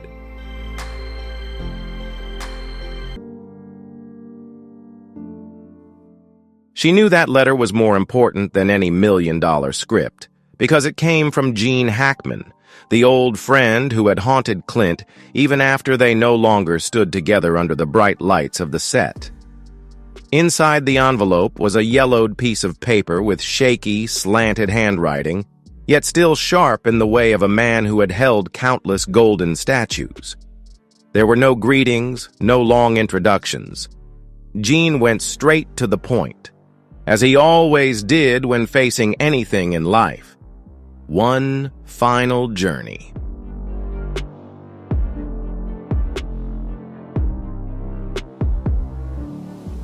"Clint, it's just you and me. No Oscars, no press, no agents, just us and a story only we can tell." Clint read that letter over and over until its edges became creased and yellowed with time, but he never replied. Not because he didn't want to, but because Clint knew that some journeys are meant to be dreamed, not lived.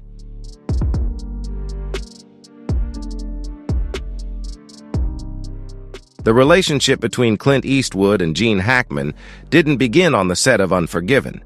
In fact, they first met in the 1970s, when Clint was struggling to escape the shadow of Dirty Harry, and Gene had just won an Oscar for The French Connection. Their brief encounter at a producer's party left no significant impression. Clint stood quietly in a corner of the room, his whiskey glass gently swirling in his hand, while Gene laughed loudly, the self-satisfied look of a recent winner in his eyes. They were two contrasting pieces, one as quiet as a cold gun, the other as fiery as a matchstick burning bright.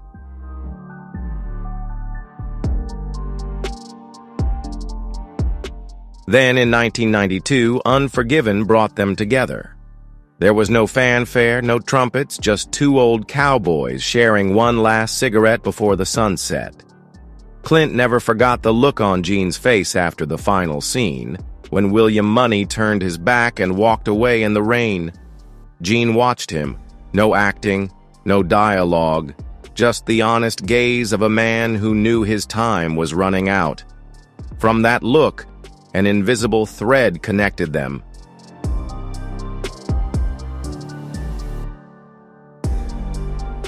After Unforgiven, they didn't meet often anymore.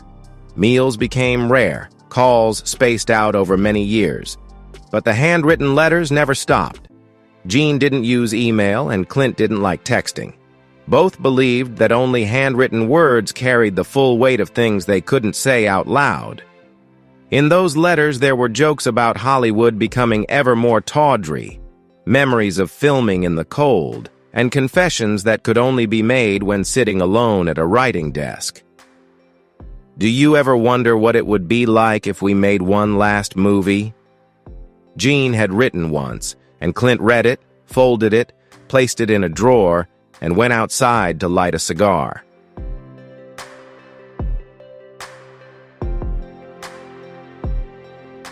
He didn't reply, not because there was no answer, but because the question itself was enough. They both knew the shadow of Unforgiven was too large, so large that anything they did afterward would only be a faint shadow beside it. But in 2015, Gene wrote again, without hint, without hesitation. This time, he sent a direct invitation. There's a story we haven't told, Clint. The story of two men who should have died long ago but somehow survived and continue to write.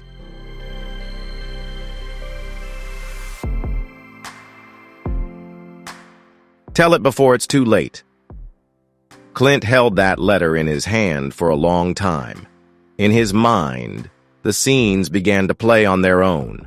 Two old cowboys, hunched backs, trembling hands, facing each other on a dusty street. No guns, only words left unsaid.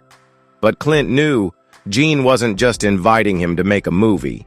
He was inviting Clint on one final journey, a journey of two old souls who had survived every storm a film could bring, but not the storm of friendship.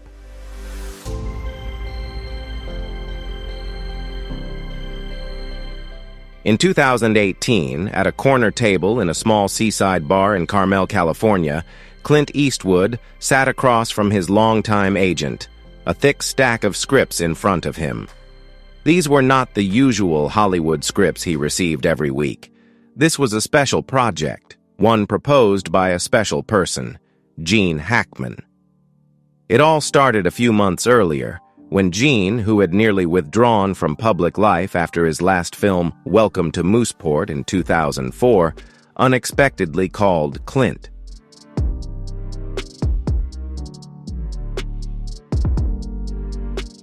Gene's voice now was deeper than before.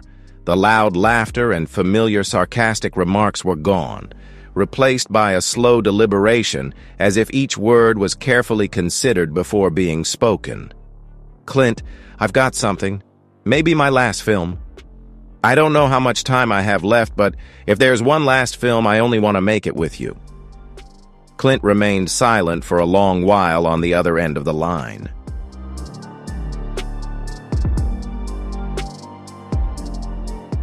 They say that when old gunslingers talk about their final stand, it means the guns are loaded, but no one knows where the bullet will land. That film was never announced. No title, no producer, not even a formal contract. Only the initial idea handwritten on a crumpled piece of paper. Two old cowboys, once comrades, now facing each other at opposite ends of a town, each carrying a secret that cannot be revealed.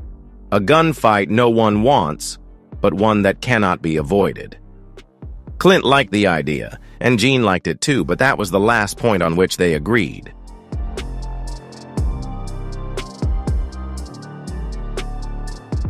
The project stretched through countless arguments. Clint wanted the film to be nostalgic, a peaceful farewell to their golden era, while Gene wanted it to be cold, brutal, exposing the dark side of legends. No glory, only scars festering beneath wrinkled skin. They argued through handwritten letters, then over the phone. The letters that had once connected them now became sharp weapons.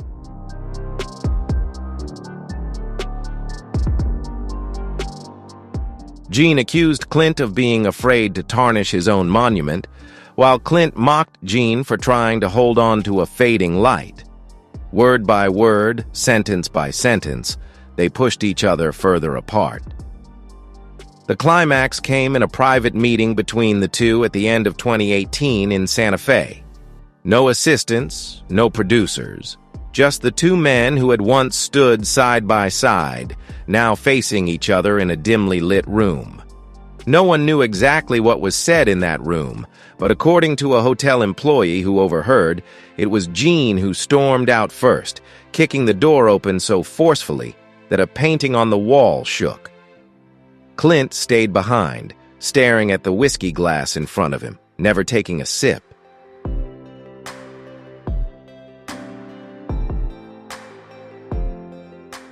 In 2021, at the height of the pandemic, when everything seemed to be at a standstill, Gene suddenly called Clint. It was their first call after more than 2 years of silence. No one knew who called first, but both understood this might be the last time. They were silent for a long while after the initial greeting. Gene asked about Clint's health. Clint gave a brief reply. They talked about the weather, gas prices, the old films they had both been part of, but neither of them mentioned the unfinished film from 2018.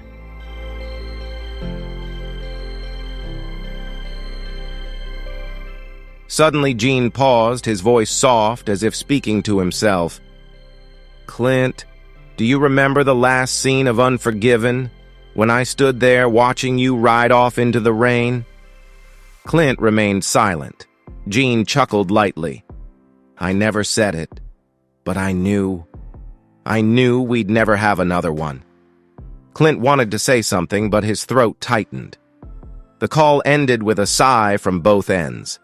They didn't hang up immediately, leaving it there, listening to each other's breath, as if two old cowboys stood at opposite ends of a town, hands on the gun, but no one drawing. After that call, Clint told a close friend, "I don't think I'll talk to Gene again," and he was right.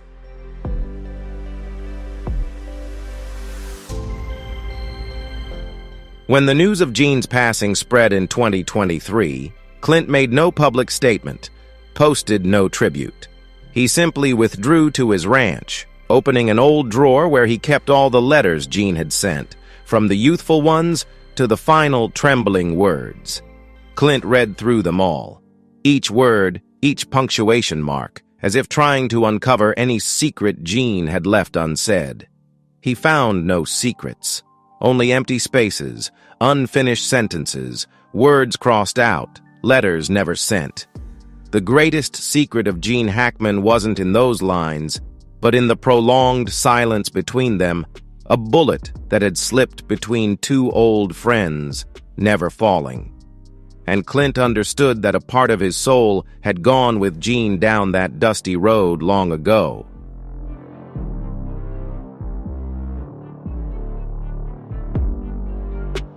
When the news of Gene Hackman and his wife, Betsy Arakawa's death was discovered in their small home in Santa Fe, it wasn't a shock to Clint Eastwood.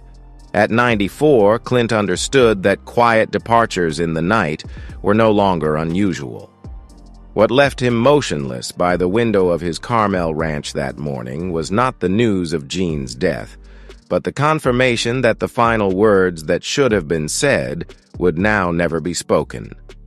The press quickly surrounded him, searching everywhere for a statement from Clint.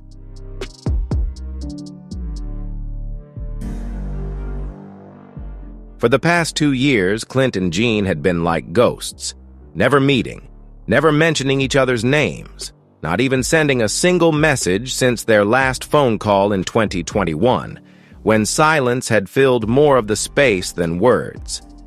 Every bridge had collapsed. But that afternoon, Clint broke the silence, not through his representative, not with a cold statement, but standing before the camera of a local newspaper.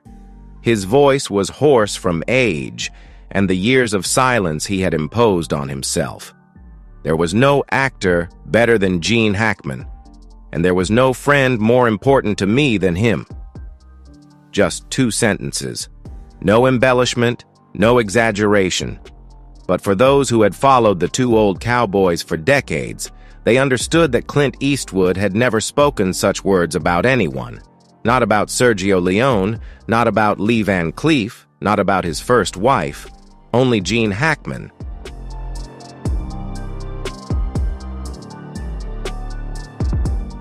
The reporters thought that was all. But no. After that brief statement, Clint drove back to his farm, shut the door, and severed all communication. The landline, the cell phone, the old fax machine, all were silent like a desert after a gunfight. Only one call was made, to Kyle Eastwood, Clint's eldest son, who understood more than anyone the strange but deep relationship between his father and Gene Hackman.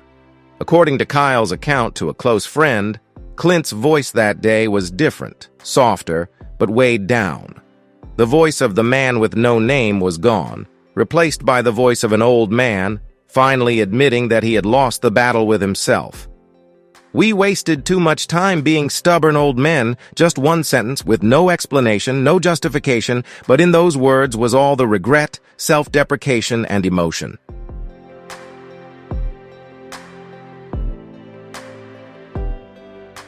Gene Hackman was not just a co-star, not just a partner in cinematic battles.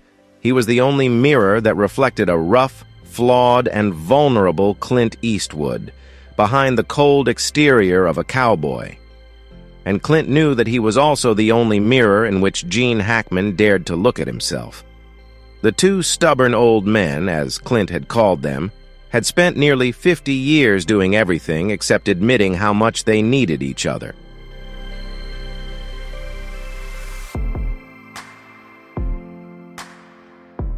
They shared letters, stories, unfinished dreams.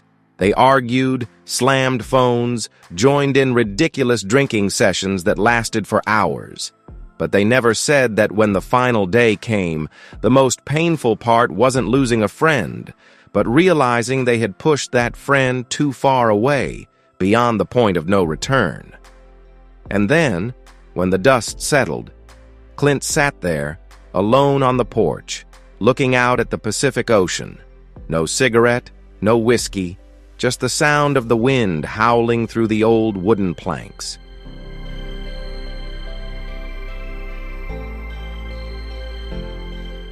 Those close to him know that Clint Eastwood is not a man who easily cries. But on that day, Kyle said that his eyes were red, tears that never fell but silently wore away the sharp edges of an old cowboy's soul. Clint had survived countless gunfights on screen, but his final battle with his own stubbornness was the bitterest defeat. The press continued to speculate, digging into whether there was a joint will between Clint and Gene, if there was a secret agreement about the unfinished movie from 2018, or if there was a final letter that Clint never sent. No one knows except Clint, and he will never tell. Do you know about that letter? If so, leave comment number 2. If not, leave number 5.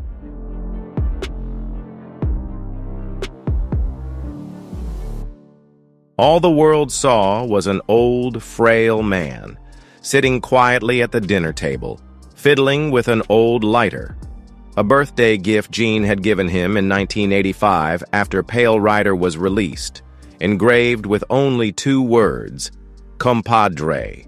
Not friend, not brother, just compadre, a companion, a gunslinger ready to stand by your side but also ready to draw when needed. As the sunset fell on the Carmel Ranch, Clint's shadow stretched across the wooden floor, blending with the sound of the waves crashing. Life went on as it always had, but somewhere in the fading light, perhaps Gene Hackman still stood there, squinting at his old friend. Just like in the old days, when they stood at opposite ends of the town. No words spoken, no shots fired, just 2 old souls finally learning to let go.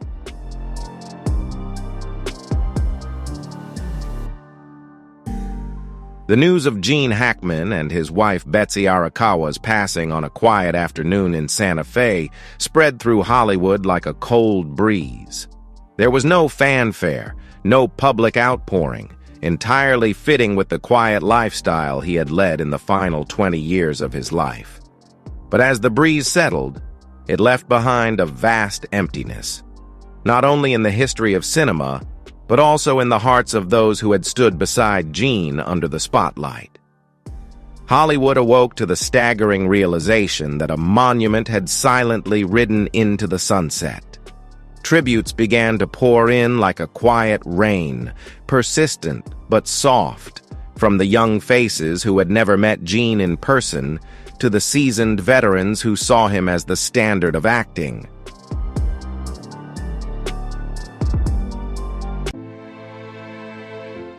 All of them shared heartfelt words, tributes for the rough but incredibly talented cowboy.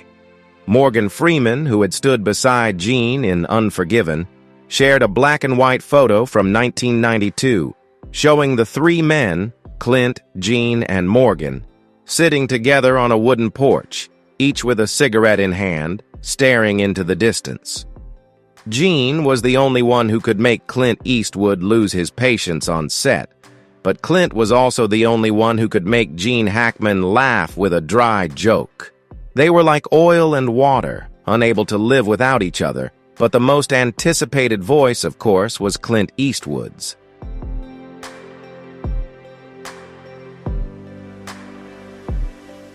Clint didn't write much. He only sent a single handwritten letter through his manager to The Hollywood Reporter. The letter was brief, but each sentence seemed to encapsulate half a century of ups and downs between the 2 cowboys. Gene Hackman and I were never close friends, at least not by Hollywood's definition. We didn't text each other. We didn't invite each other to birthday parties. We argued more than we laughed. We were silent more than we spoke.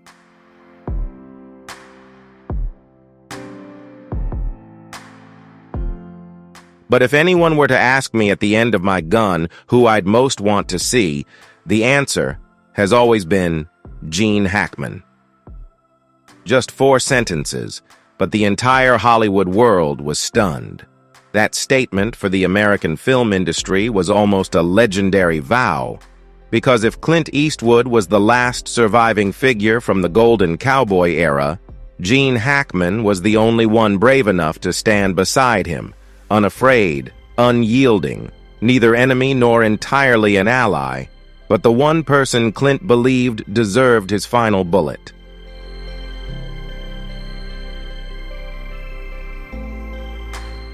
The story of Unforgiven is the one most often recalled. The brutal, grim Western, where Clint and Gene first pointed their guns at each other both on-screen and off.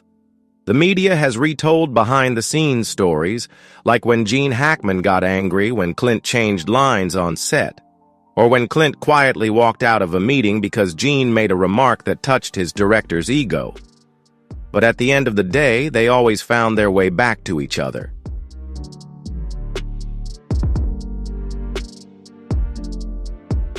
Old photos flood social media, showing Clint and Gene standing in the cold rain in Alberta, their dusty coats, eyes squinting against the wind, the 2 men not smiling, not posing, just standing there as if nothing in the world mattered except the person standing next to them.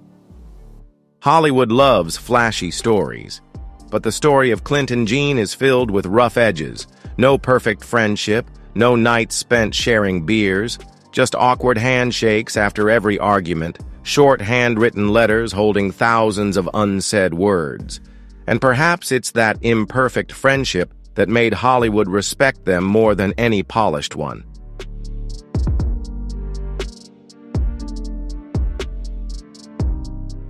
We don't have to like each other to know we need each other.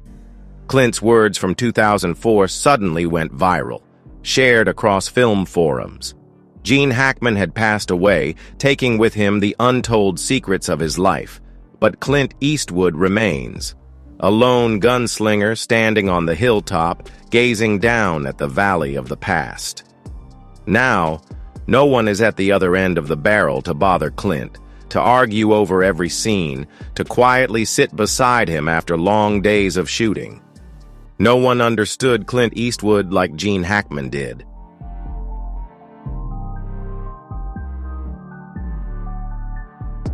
Hollywood remembers Gene Hackman as a cinematic icon, but to Clint, Gene wasn't just a legend. He was the only one brave enough to call Clint a stubborn old man and then burst into laughter, the only one bold enough to throw a script in Clint's face, pick it up, revise it, and say, "Make it right." And when the night falls, amidst the dim yellow lights of a roadside bar, perhaps somewhere in the Hollywood sky, two cowboy ghosts are riding side by side down a dusty road, saying nothing, needing no words, just two old men finally riding together as they were meant to.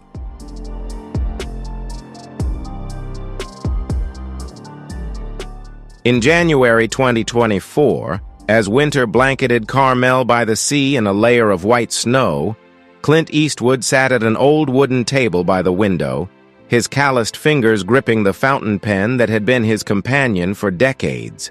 In front of him lay a blank sheet of paper, still and silent, as if awaiting one final confession.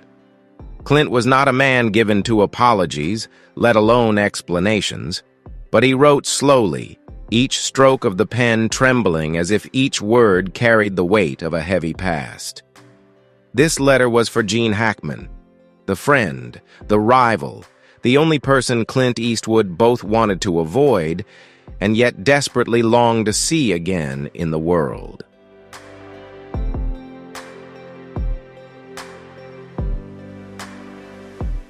Gene, I guess we both thought we had more time. Turns out all we really have is Unforgiven. These short, harsh words were as much a reflection of Clint himself. Yet behind the black ink was a lifetime of highs and lows between two old cowboys. Debates over every frame, long silent phone calls, those glances that understood each other's breath without either ever admitting it. Clint folded the letter, placing it in a faded brown envelope, but he never sent it. The letter remained in an old wooden box in the corner of the room, alongside unwritten scripts, blurry behind-the-scenes photos, and untold memories of Gene Hackman.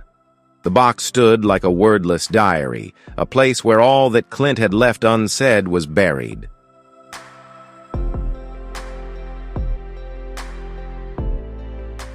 When his family found it after Gene Hackman and his wife passed away, the letter was still intact, unsealed, never having left that room. An unsent letter, but one that no longer mattered, for the recipient had understood long ago. Some friendships don't need a perfect ending. Some apologies don't need to be spoken, and some cowboys are born to stand at opposite ends of the town, not moving forward, not turning away, just quietly waiting for each other as the sun sets.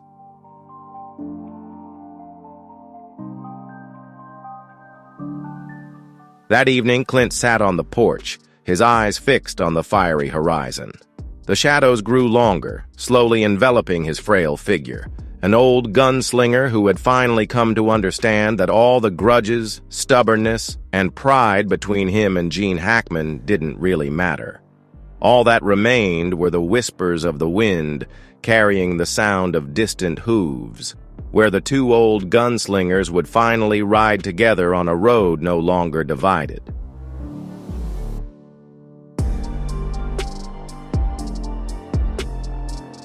The letter remained in the old box, a final secret between the two men, and Clint Eastwood, the last gunslinger, whispered into the darkness, "I'll see you again, Gene, when the storm settles."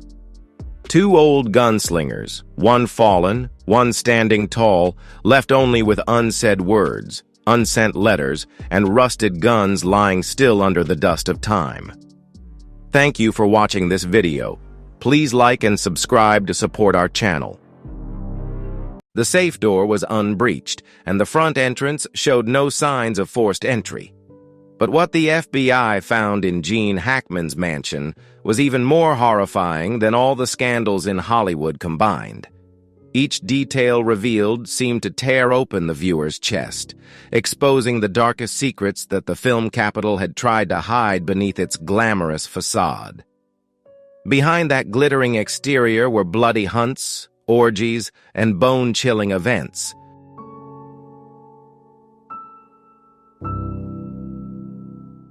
The FBI didn't just find evidence.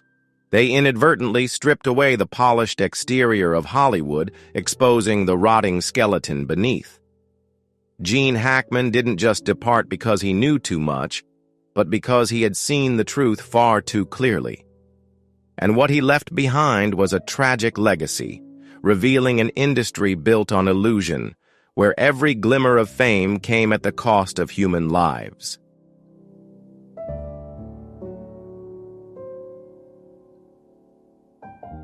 The Golden Gates silently closed on the dirt road in Santa Fe, hiding all the secrets behind them. Amidst the land of art, among adobe houses bathed in the warmth of the sun, stood a mansion that had been the retreat of Gene Hackman and his wife, Betsy Arakawa, for over 3 decades. It had once been an impenetrable sanctuary, where the man holding 2 Oscar statues retreated from the flashbulbs and hollow applause. But on a gray morning in early 2024, the walls surrounding this place were no longer a veil protecting privacy. They became a shroud concealing a deadly secret. The passing of Gene Hackman and Betsy Arakawa was discovered in an unexpected way. The light no longer streamed from the glass-walled room at the back of the house, where Gene would often sit reading books and sipping his morning tea. The mailman, accustomed to the couple's routines, noticed that their mailbox was overflowing, with letters scattered about as though no one had touched them in days. When the Santa Fe police forced their way through the door, they could not have imagined what awaited them inside.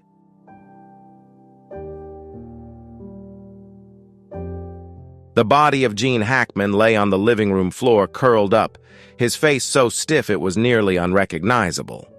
Beside him, Betsy Arakawa rested her head against the sofa, her hand hanging limp as if she had tried but failed to reach for something on the table. There were no signs of a struggle, no fatal wounds, but the foul stench that filled the stagnant air of the mansion made the first responding forensic officers retreat to catch their breath. They had been dead for a long time, much longer than anyone had expected before the discovery. Silent death. That was the first phrase recorded in the Santa Fe Police Department's internal report.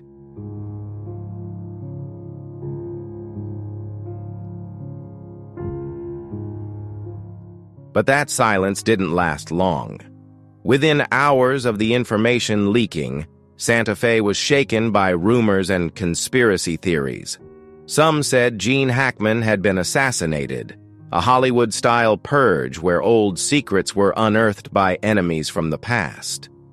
Others speculated that Betsy Arakawa had been poisoned, and in his desperation, Gene Hackman had taken his own life after witnessing his wife collapse in the home he had once called the last bastion of peace. No one knew what was truth, what was fiction, but one thing was clear.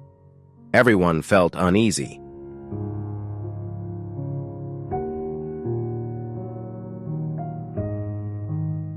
Things became even more bizarre when the FBI got involved.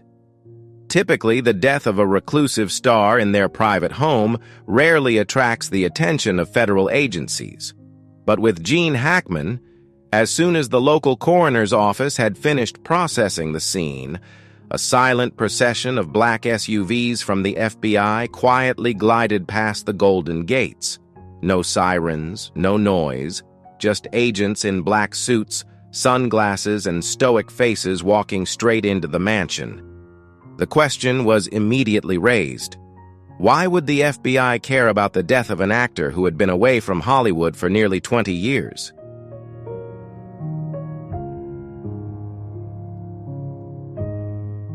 The answer was never made public. However, according to an anonymous source within the investigative team, what the FBI uncovered in the Santa Fe mansion completely shifted the direction of the investigation. It wasn't just the bodies of an elderly couple, nor merely old memorabilia or a few sentimental photos. The FBI discovered a hidden room, a small door concealed behind an old oak bookshelf, where Gene Hackman had once jokingly said, "If I have any secrets, they'll go with me to the grave."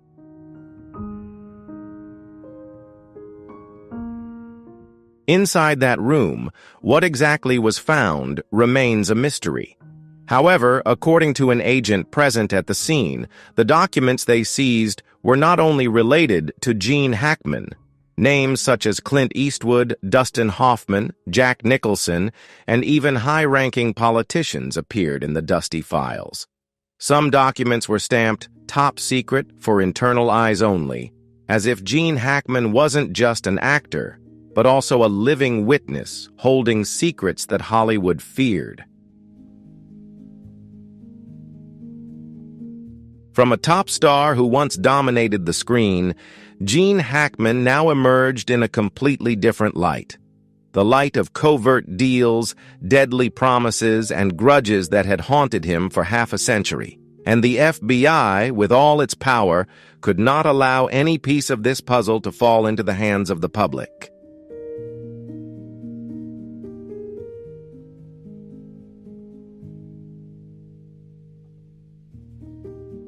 The Golden Gates of Santa Fe closed behind the FBI convoy, leaving an empty mansion in the desolate desert. But that silence was just the beginning of the information storm that would soon engulf Hollywood in the days to come. Gene Hackman had passed, but his secrets had not.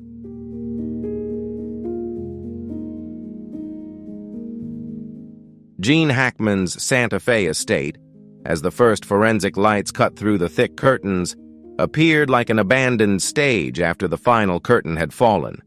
A thin layer of dust settled on the doorknob, small cracks in the paint around the picture frames, and an oppressive atmosphere that seemed to scream stories no one wanted to hear. The forensic team moved silently, each member a shadow passing through the walls that had witnessed the glory and tragedy of Gene Hackman and Betsy Arakawa.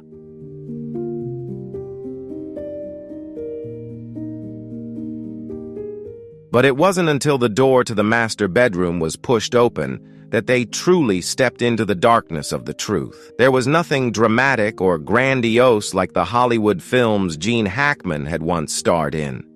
No bullet holes through glass, no bloody handprints on the walls, or frantic messages scrawled in red lipstick. Only absolute silence and an indescribable scent that crept through the wooden floorboards.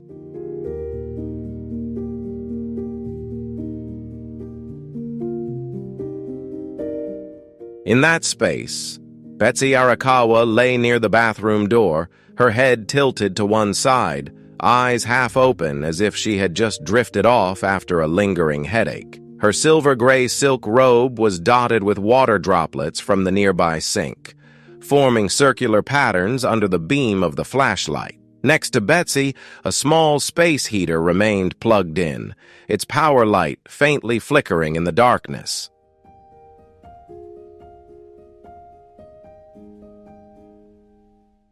Around her were pills, some intact, others crushed into fine white powder. No pill bottles were nearby, nor was there a prescription. However, the list of medications later obtained revealed that these were no ordinary drugs. Many of them could only be prescribed in special cases, for patients who needed close monitoring or required special licenses.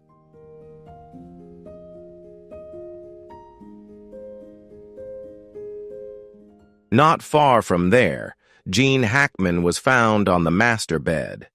He lay on his side, one arm dangling loosely as though he had tried to reach for something just beyond his grasp.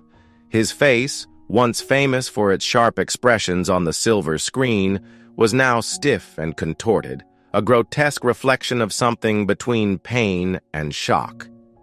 The decomposition of his body indicated that his time of death closely matched Betsy's, a small but significant detail, enough to conclude that they had passed within a very short span of time, perhaps minutes or hours apart.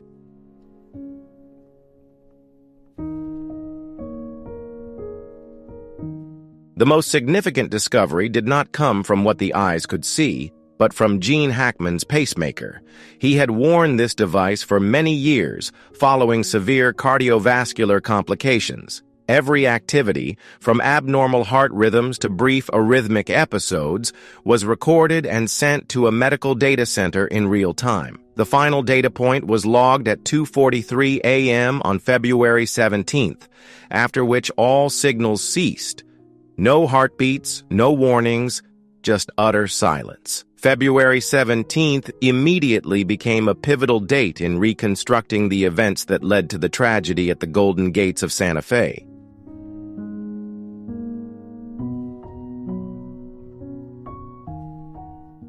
However, the initial clues collected by the investigative team did not stop there. Gene Hackman's master bedroom, despite its neat appearance, contained numerous oddities when observed more closely. On the nightstand, an open planner for the year 2025 lay before them.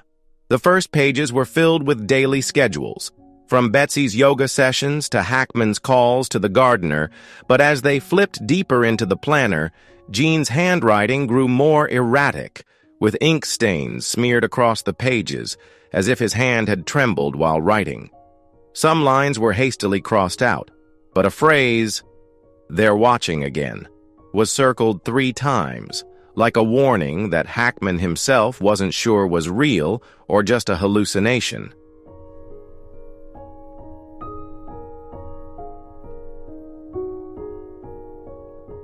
Two phones were also found, one being the latest model, still charging, and the other an old flip phone from the early 2000s. Neither had passwords, but the call history on both devices was almost empty for the 3 weeks leading up to February 17th. The strangest part was that the old phone occasionally received messages from an unknown number, each message consisting of a single line, repeatedly asking, "Are you ready?"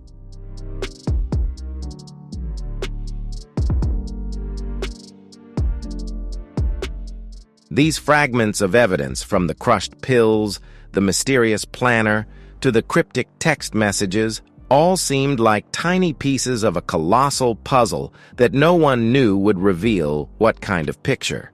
And while these items were only the tip of the iceberg, the investigative team understood that to uncover the truth behind the Golden Gates of Santa Fe, they would have to dig deeper.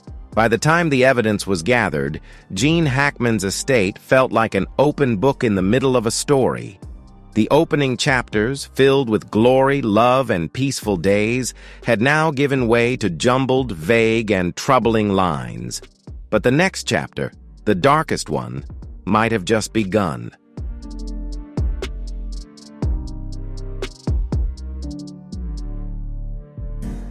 The moment the bathroom door in the Santa Fe estate was opened, no one could forget the scene that unfolded.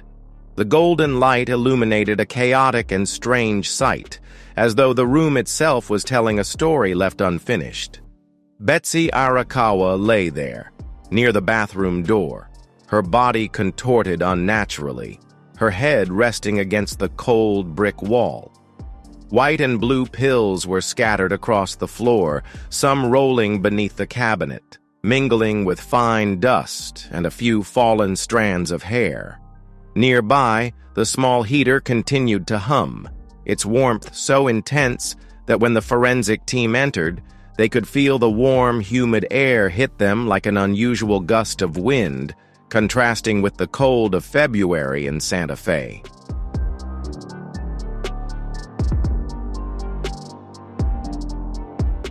However, the presence of the pills was not the only thing that made everything seem strange. The small space heater, an otherwise innocuous item, turned out to be the first clue that skewed the overall picture. The heater had been plugged in and running continuously for days after the security camera system stopped recording. The abnormal temperature in the bathroom not only disrupted the crime scene analysis, but also directly impacted the rate at which Betsy's body decomposed. In fact, the constant heat created an embalming effect, causing her body to dry out due to the sustained heat, rather than decomposing as would be typical in such conditions.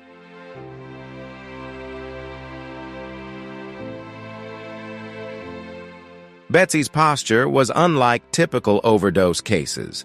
There were no signs of convulsions, no bruising around the mouth, and her limbs weren't stiff or extended.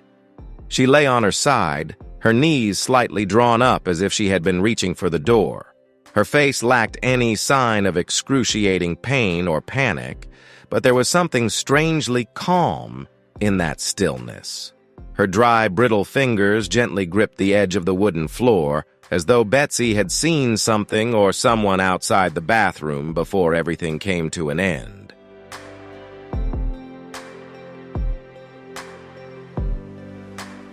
On February 26th, when the forensic team and Santa Fe County Police completed securing the scene, the FBI officially intervened. They didn't come just because of Gene Hackman's fame or the strangeness of the crime scene, but because of a strange clue.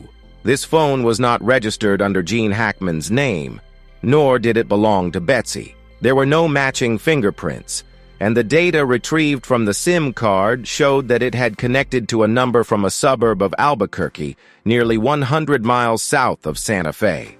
The contact list was empty, and the call history contained only 3 incoming calls, all from an anonymous number. Who left this phone behind, and why was it in Gene Hackman's house amid the bizarre deaths of the couple?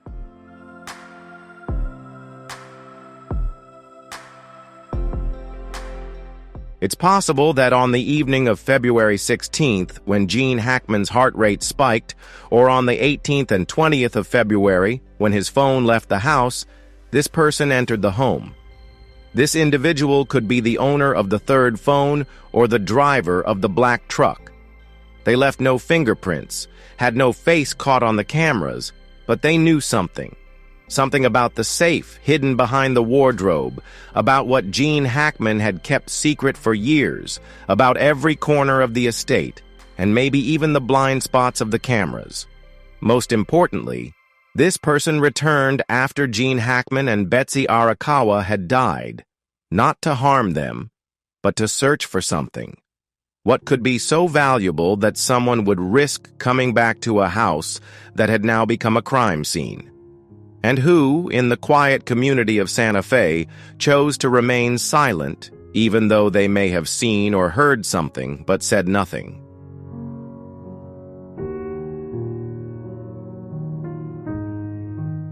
"9 days, 3 phones, 1 ghost car, and a person who knew some secrets were never meant to be uncovered. In every case that passes, the crime scene speaks, but in the Santa Fe estate, the scene didn't just speak, it whispered, leaking fragments as if someone deliberately left them behind, not to help the police solve the case, but to mislead them. And amidst all of this was the bottle of pills lying quietly next to the body of Betsy Arakawa. According to Betsy's medical records, her most recent prescription was issued by her family doctor on February 15, 2025, 2 days before Gene Hackman's pacemaker stopped working. The prescription itself was nothing out of the ordinary. Alprazolam 0.5 mg, an anti-anxiety medication Betsy had been using for years.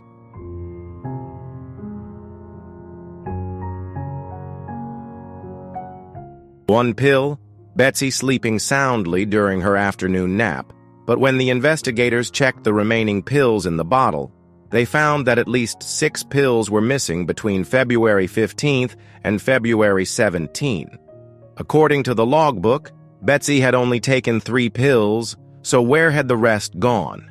There were no records, no signs indicating that Betsy had increased her dosage. The question arose, who took those pills? And more importantly, what were they used for? Betsy's autopsy revealed a chilling detail. Although her body showed no signs of injury or forceful intervention, her stomach contained a compound that didn't match any of the medications Betsy had been prescribed. It wasn't alprazolam nor any heart medication or vitamins she commonly took.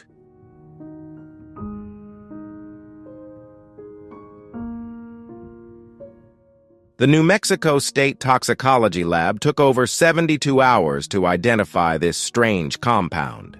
The final result was a synthetic sedative not available in the legal market in the United States. Its chemical formula was similar to Mazalan, but with additional modifications designed to induce rapid anesthesia and short-term amnesia. A drug typically used in kidnappings or meticulously planned deaths.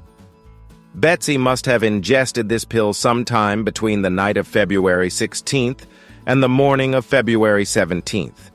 The exact same time frame that Gene Hackman's pacemaker recorded irregular heartbeats. Someone had been in that house, not only to witness the events, but to intervene.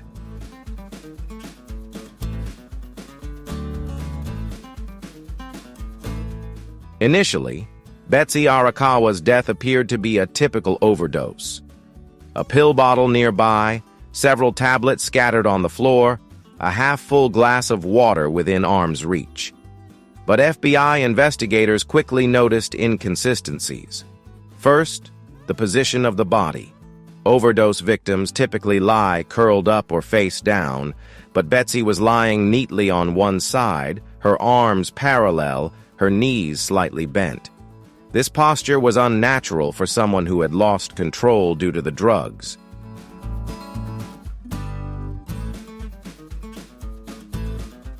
Second, there were no fingerprints from Betsy on the pill bottle, only fingerprints from Gene Hackman.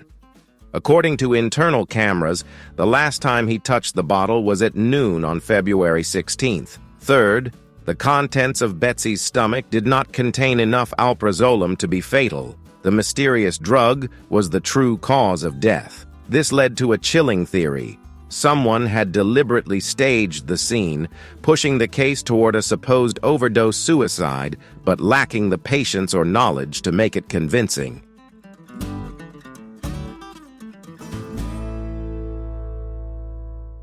The forensic analysis of the house revealed another strange clue. Signs that someone had been in the house for at least 48 hours after Gene and Betsy died. Strange footprints, size 43 specialized walking shoes, gently pressed into the bathroom floor, and uneven wiping marks on the bedroom door handle, as if someone had hastily wiped it with a paper towel. The internal camera system had been switched off for exactly 2 days, from February 17th to February 19th, and then turned back on without any new fingerprints on the control panel. Why didn't the intruder leave immediately after the act? What made them return, stay in the house for 2 days, and more importantly, what did they do during that time?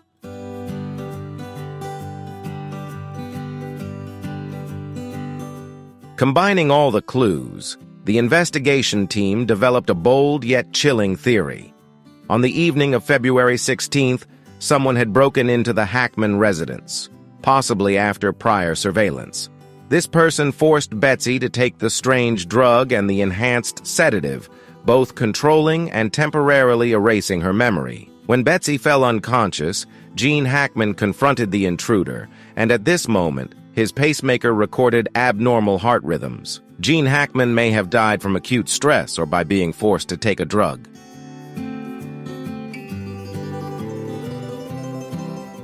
The intruder then stayed, staging the scene to look like a double overdose. but returned again to erase traces or search for something they hadn't taken. If this hypothesis is correct, the deaths of Gene and Betsy were not a suicide, as the local authorities hastily concluded, but a silent prescription, a prescription given to both of them by someone trying to protect secrets so dark they were willing to take lives. And perhaps that prescription was not yet complete, because what that person was looking for may have never left the house.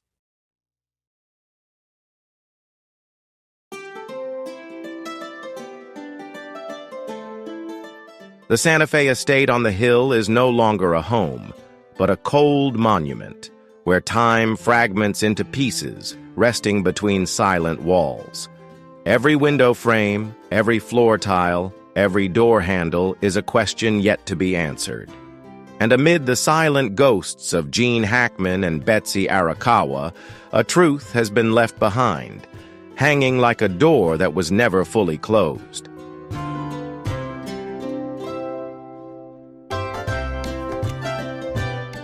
In the early days of the investigation, the FBI believed they had found the answer in Gene Hackman's private study.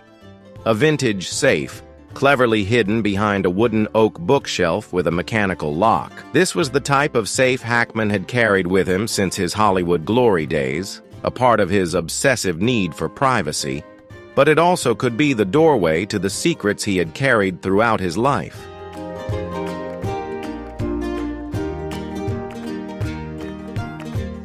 When the investigative team opened the safe, they expected to find shocking evidence, manuscripts, threatening letters, or sensitive footage, something that could explain why Hackman and his wife had been followed, threatened, and ultimately met such a tragic end.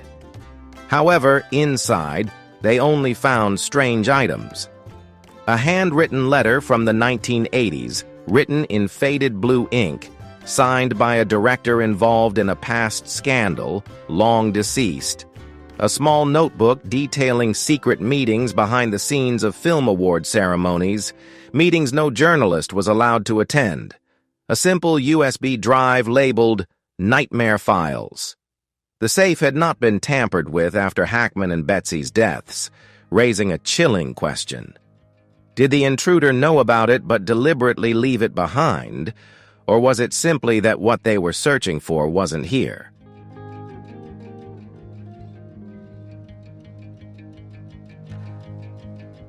One of the key pieces of evidence collected by the FBI was the threatening messages that Gene Hackman had received in the 6 months leading up to his death.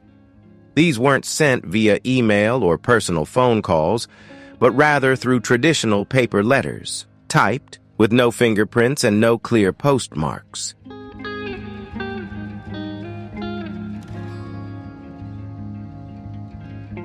The letters were short but chilling. You know too much. Stay silent or silence will find you. Throughout his life, Gene Hackman had tried to downplay these warnings, telling a close friend that Hollywood was full of ghosts from the past, and sometimes those ghosts wanted to remind the living of their existence. He didn't believe he was in real danger.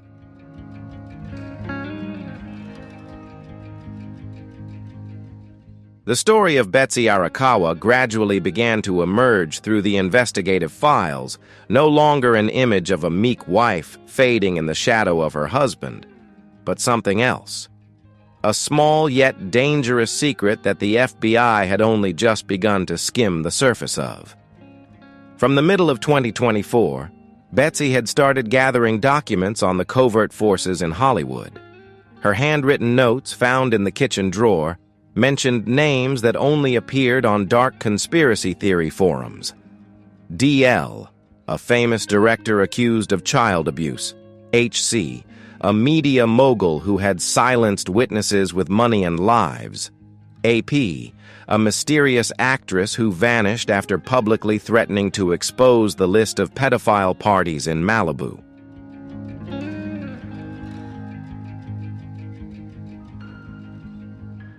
Betsy didn't tell Gene about these investigations, but she left traces on her old laptop where the FBI discovered numerous searches related to the mysterious death of veteran actor David Careen, the suspicious suicide of Brittany Murphy, and leaked documents about human trafficking rings in Hollywood.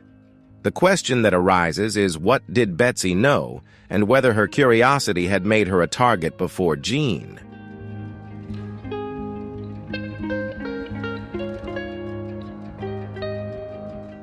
The FBI closed the Hackman-Arakawa case as an unresolved criminal investigation, but seasoned agents understood that the story didn't end in an internal report. It was part of a larger puzzle, where the more the spotlight shone, the darker the shadows behind it grew. Those responsible for the threatening letters sent to Gene Hackman may never reveal themselves, but their mark had been etched into every dark corner of Hollywood. Unsolved disappearances, blood-stained contracts, deaths that seemed accidental, but were, in fact, the culmination of a perfectly orchestrated silence.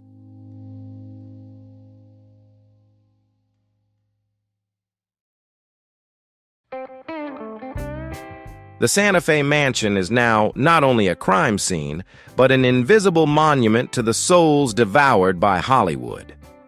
What the FBI found was not a solution, but a door leading straight into the depths of the inferno of the film capital. Gene Hackman had recorded the final days of his and Betsy's lives in a handwritten journal, now housed in the FBI's most classified archives. The last pages were hurriedly written, with erratic handwriting. They're getting closer. I don't know what I've done or what I've seen, but they know I know. If anyone finds this journal, understand that nothing in Hollywood is accidental. As for the USB drive, what the FBI called the nightmare files, no one outside the investigation team is permitted to know what it contained, but according to an anonymous agent, what they saw made even those who had cracked the N4TM cult codes shudder and turn away.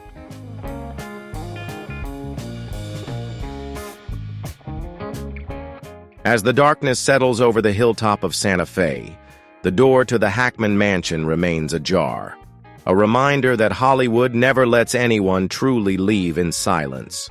For in the city of dreams, every extinguished star leaves behind a ghost, and those ghosts always know how to whisper in the ears of the living. The Hackman mansion is not just a crime scene, but a mass grave that buries the souls of a decaying Hollywood.